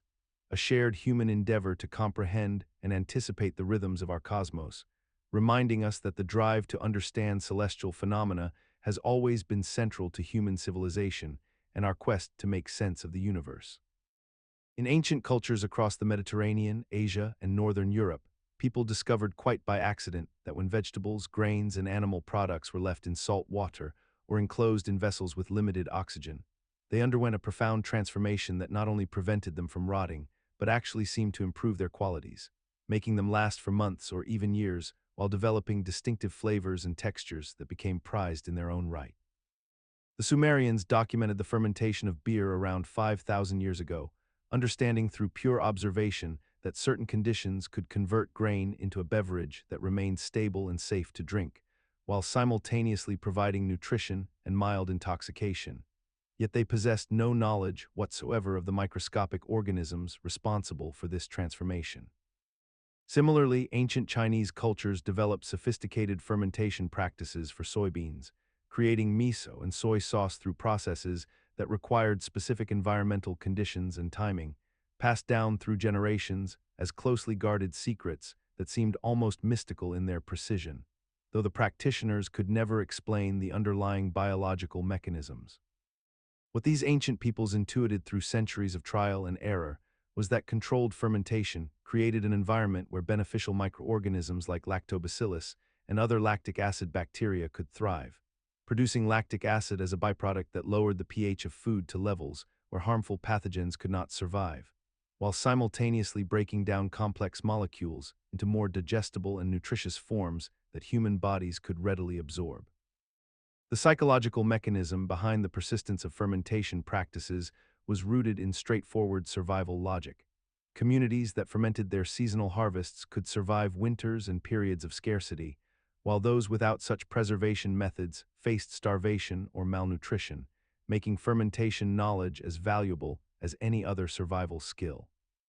What remains remarkable is that modern science, only within the last 2 centuries, has validated these ancient practices through the lens of microbiology and biochemistry, revealing that the myths and traditions surrounding fermentation were not mystical at all, but rather elegant expressions of biological truths that people had learned to harness without understanding their mechanisms. And today, we continue to consume fermented foods across every human culture with the same fundamental processes that sustained our ancestors, proving that sometimes the oldest wisdom needs no explanation to demonstrate its profound effectiveness. For thousands of years, Chinese medical practitioners developed an intricate system of healing based on the insertion of thin needles into specific points across the human body, a practice they believed would balance an invisible life force called qi that flowed through meridian channels beneath the skin. And while Western medicine dismissed this entirely as superstition and pseudoscience throughout much of the 19th and 20th centuries, modern neuroscience has gradually revealed that these ancient practitioners were describing something remarkably close to what we now understand as the nervous system's network of pain perception and neural transmission. When researchers in the latter half of the 20th century began conducting rigorous studies on acupuncture, they discovered that the traditional acupuncture points corresponded with locations where nerve bundles converge, and that inserting needles into these specific areas could trigger the release of endorphins, enkephalins, and other neurochemical messengers that naturally suppress pain signals traveling through the spinal cord and brain. A mechanism that Western practitioners had simply never mapped or acknowledged because they were not looking for it. The ancient Chinese did not possess the vocabulary or technological apparatus to explain acupuncture in terms of neurotransmitters and neural pathways. Yet their centuries of careful observation and empirical testing had led them to identify locations on the body that were empirically effective at relieving pain and treating various ailments. And the meridian system they described, while not literally corresponding to anatomical structures visible through modern dissection, metaphorically captured something true about how the body's nervous system processes sensation and distributes information.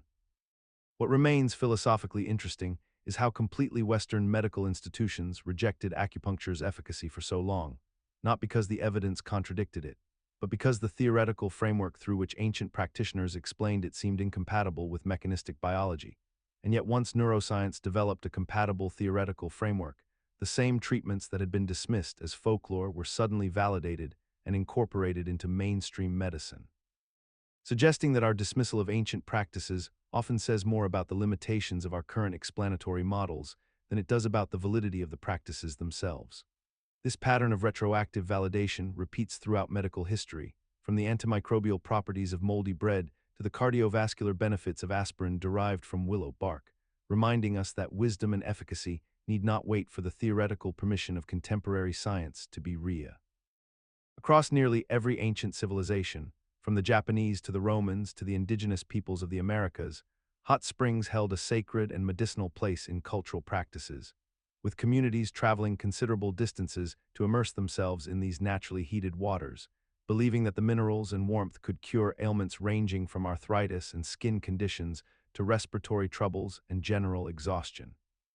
A conviction so widespread that it transcended geographic and cultural boundaries and persisted through thousands of years of human history. The mechanism behind this seemingly universal belief operates on several interconnected levels, beginning with the genuinely measurable physiological response that occurs when the human body is exposed to sustained heat,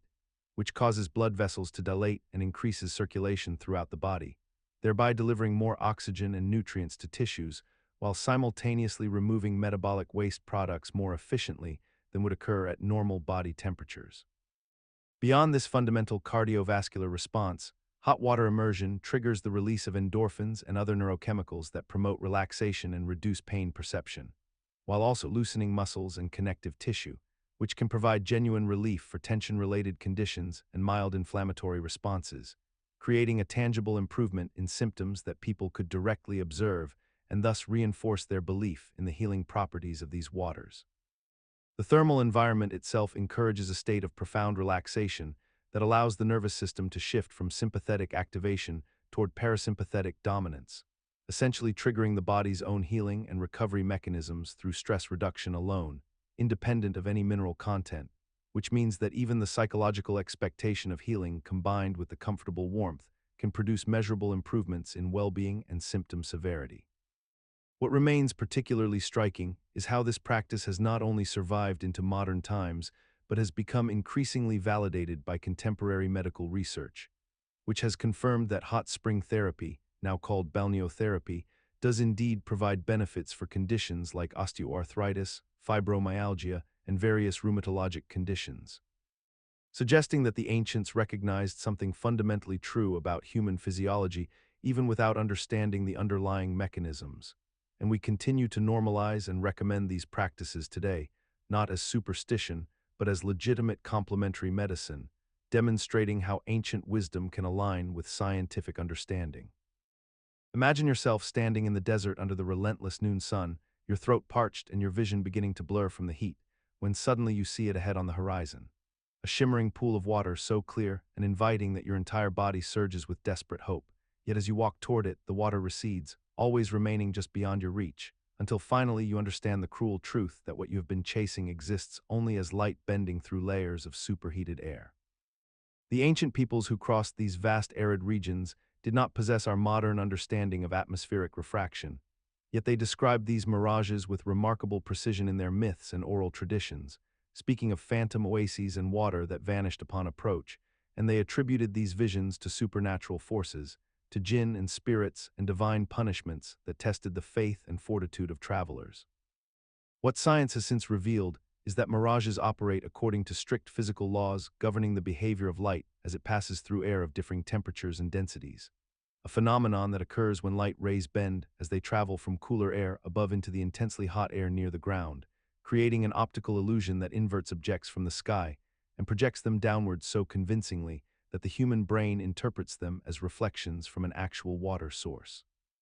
The mechanism is beautifully precise. As light travels downward through increasingly hot air near the desert surface, its path curves gradually upward again, and when this light reaches your eyes, your brain assumes it has traveled in a straight line and therefore perceives the object as being reflected from the ground rather than originating from the sky above. What remains remarkable is how persistently these mirages deceive us even today, now that we possess complete scientific understanding of their formation. For our eyes and brains continue to be fooled by the same optical principles that mystified ancient travelers, and we find ourselves equally drawn toward the shimmering illusion despite knowing with absolute certainty that it holds no substance. Suggesting that some deceptions are so deeply rooted in the mechanics of human perception that knowledge alone cannot liberate us from their power. Perhaps this is why mirages have persisted so powerfully in human culture and imagination,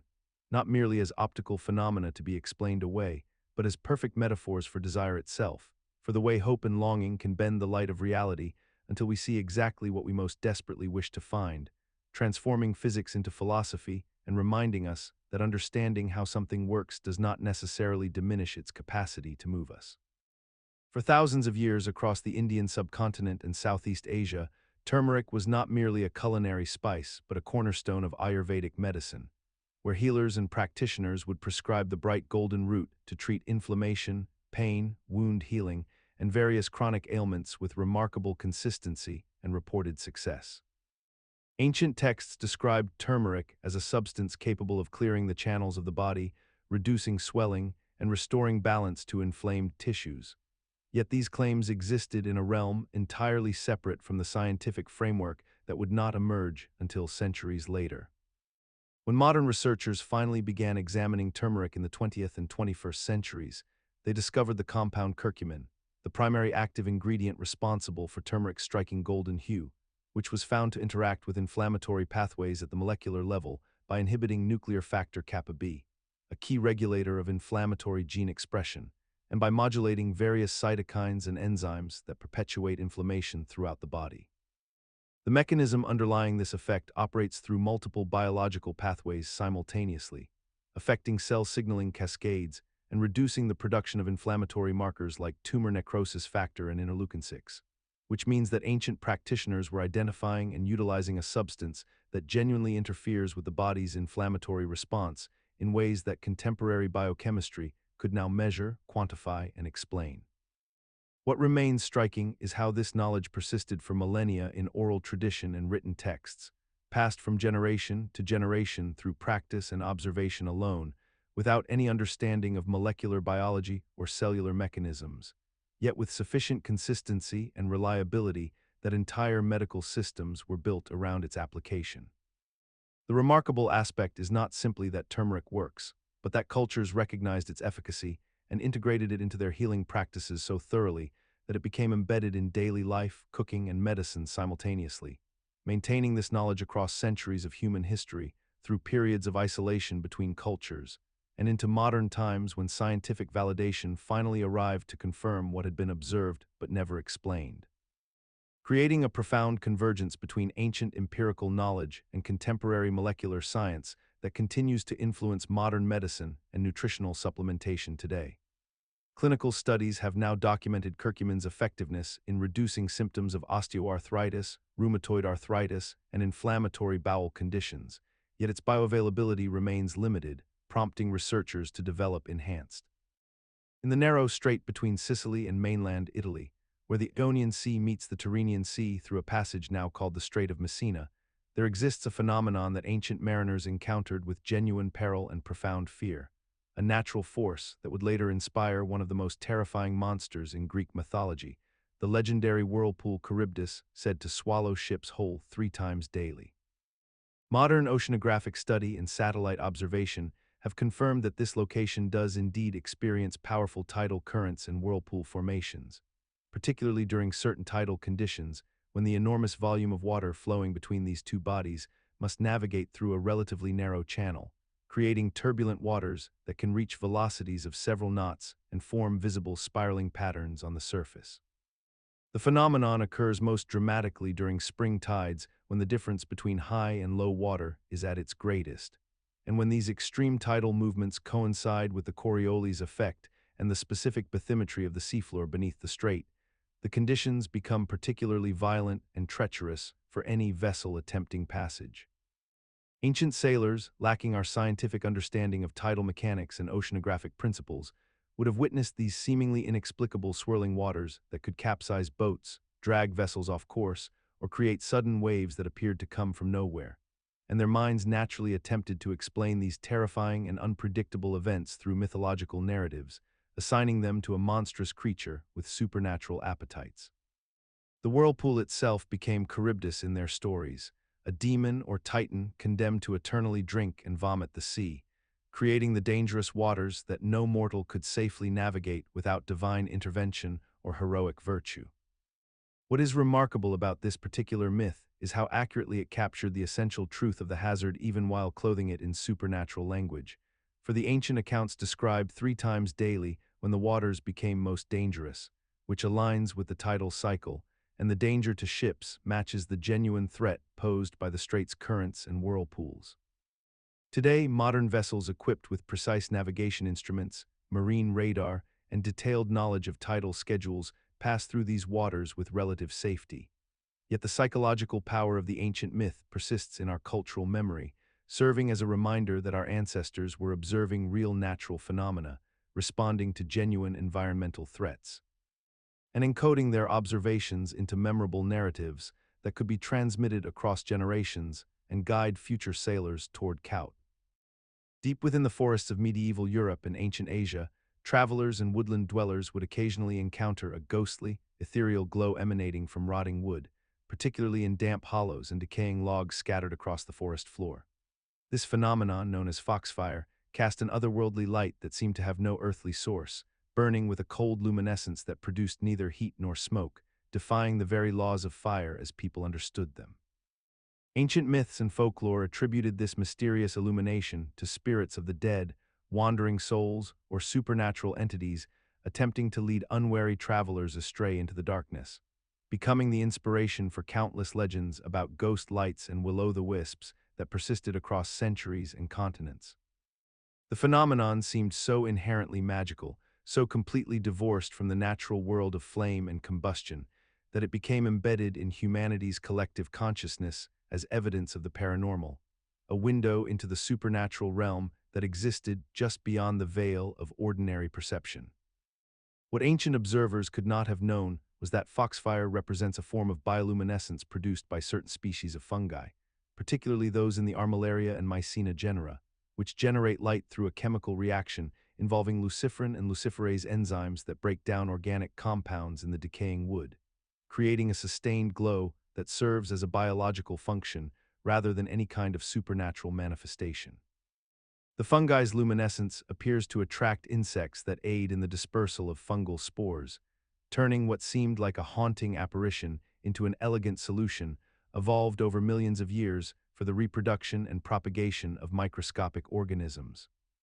Yet despite our modern scientific understanding, the image of foxfire persists in contemporary culture as a symbol of natural mystery and enchantment, appearing in books and films as a marker of wild, untamed places where the rational world has not yet fully penetrated, demonstrating how deeply embedded these ancient interpretations remain in our collective imagination, even after science has completely and thoroughly explained the mechanism behind the phenomenon. In this way, foxfire exemplifies how science need not diminish wonder. Understanding that fungi create light through biochemistry renders the forest floor no less magical, only differently so, reminding us that nature's true mechanisms often surpass the supernatural explanations our ancestors invented to comprehend them. The bioluminescent fungi glowing in the dark reminds us that the most profound mysteries often yield not to supernatural explanations, but to the patient observation and careful study that reveals nature's eye. Across ancient cultures spanning continents and centuries, from Greek mythology to Hindu cosmology to Japanese folklore, there existed a persistent and haunting image of the underworld as a place of intense heat and fire, a realm beneath the Earth's surface where gates of molten rock opened into chambers of unimaginable thermal energy. And while modern civilization had largely dismissed these depictions as mere supernatural fantasy and religious allegory, the science of geology would eventually reveal something profoundly unsettling about these ancient visions. Deep beneath the planet's crust lies the mantle, a layer of rock so intensely heated by radioactive decay and gravitational pressure that it exists in a partially molten state. And in certain locations around the world, particularly along tectonic plate boundaries and in regions of volcanic activity, this subterranean inferno finds outlets and passages where superheated rock and steam escape toward the surface in concentrated, violent eruptions. The ancient peoples who lived near volcanic regions and geothermal zones would have directly witnessed phenomena that modern science now understands perfectly. Geysers shooting boiling water hundreds of feet into the air, volcanic vents releasing toxic gases that could kill livestock and humans within moments. Cave systems warmed by geothermal gradients, where entering deeper meant encountering progressively hotter and more hostile conditions. Hot springs that seemed to originate from nowhere with properties that appeared almost magical in their consistency and power. What emerges from this convergence between mythological description and geological reality is a fascinating psychological mechanism wherein ancient observers, lacking the framework to understand plate tectonics or internal heat transfer, constructed symbolic and religious narratives around direct sensory experiences of extreme geothermal phenomena, translating the observable into the mystical, the dangerous into the divine. These descriptions persisted across cultures with remarkable similarity, not because of widespread cultural exchange, but because any civilization arising near geothermal activity would encounter the same terrifying reality and develop similar frameworks to conceptualize it, making these myths less supernatural inventions and more like eyewitness testimony filtered through the lens of the knowledge systems available at the time. A reminder that our ancestors were observing the same physical world we inhabit today. The discovery of extremophile organisms thriving in these geothermal environments, microbes that metabolize sulfur compounds and thrive in temperatures that would instantly denature most proteins, suggests that the ancients were perhaps glimpsing not merely geological phenomena, but actual ecoses. For thousands of years, across cultures spanning from ancient Egypt to medieval Europe to traditional Chinese medicine, chamomile has been consumed as a beverage in the evening hours with the explicit intention of inducing sleep and calming the nervous system before rest, a practice so widespread and so consistent across disconnected civilizations that it suggests either remarkable coincidence or genuine efficacy rooted in the plant's actual biochemical properties. The mythology surrounding chamomile presented it as a gentle healer, a mild sedative that could quiet an overactive mind without the harshness of other substances, making it suitable for children and the elderly alike. And this reputation persisted through centuries of folk medicine, despite the complete absence of scientific validation or understanding of how such an effect could possibly occur at the molecular level. What makes this particularly intriguing is that chamomile contains compounds including apigenin, a flavonoid that binds to benzodiazepine receptors in the brain, the very same neurological sites targeted by pharmaceutical sedatives, which means the ancients had identified and utilized a plant that genuinely does interact with the neurochemistry of sleep and relaxation. Though they possessed no framework for comprehending this mechanism and could only describe it through metaphor and accumulated observation. The psychological component here operates simultaneously with the biochemical one, as the ritualistic act of preparing and consuming warm chamomile tea before bed creates a conditioned relaxation response, signaling to the body through temperature, habit, and expectation that sleep is approaching. And this ritualistic element combines with the actual mild sedative properties to create an effect greater than either component alone would produce. What persists today is a peculiar hybrid belief system wherein chamomile occupies an ambiguous space between folk remedy and evidence-based medicine, with many people consuming it regularly while simultaneously questioning whether it actually works or whether they simply believe it works. Yet the underlying truth remains that ancient wisdom, however accidentally or intuitively derived, had identified a genuine pharmacological truth about a plant that contemporary science has since validated and partially explained, though even modern understanding continues to refine our comprehension of precisely how these botanical compounds modulate consciousness and facilitate the transition into sleep. Yet perhaps the most profound lesson chamomile teaches us is that the line between placebo and pharmacology is far more permeable than we typically acknowledge, and that human bodies exist not merely as chemical machines, but as intricate systems where belief, ritual, biology end. Across ancient civilizations, from the Mediterranean to the Indus Valley, mysterious invisible forces were attributed to divine beings who inhabited the sky and controlled the weather. Forces that would spark without warning and strike with terrible precision, and these ethereal deities were said to gather electrical charge in their weapons and clothing as they moved through the heavens, accumulating power until the moment of release came in violent bursts of light and sound that illuminated the darkness and shook the earth beneath human feet. The ancients observed that certain materials, when rubbed together, would attract lighter objects without any visible connection between them,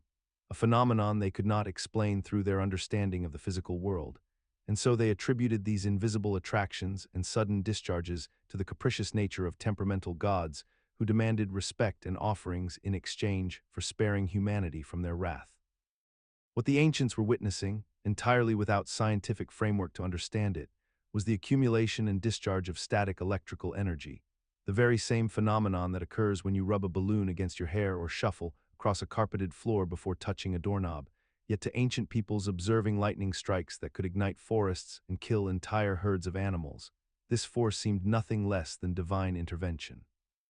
The psychological mechanism underlying this attribution was one of pattern recognition and the human need to assign agency to seemingly autonomous forces.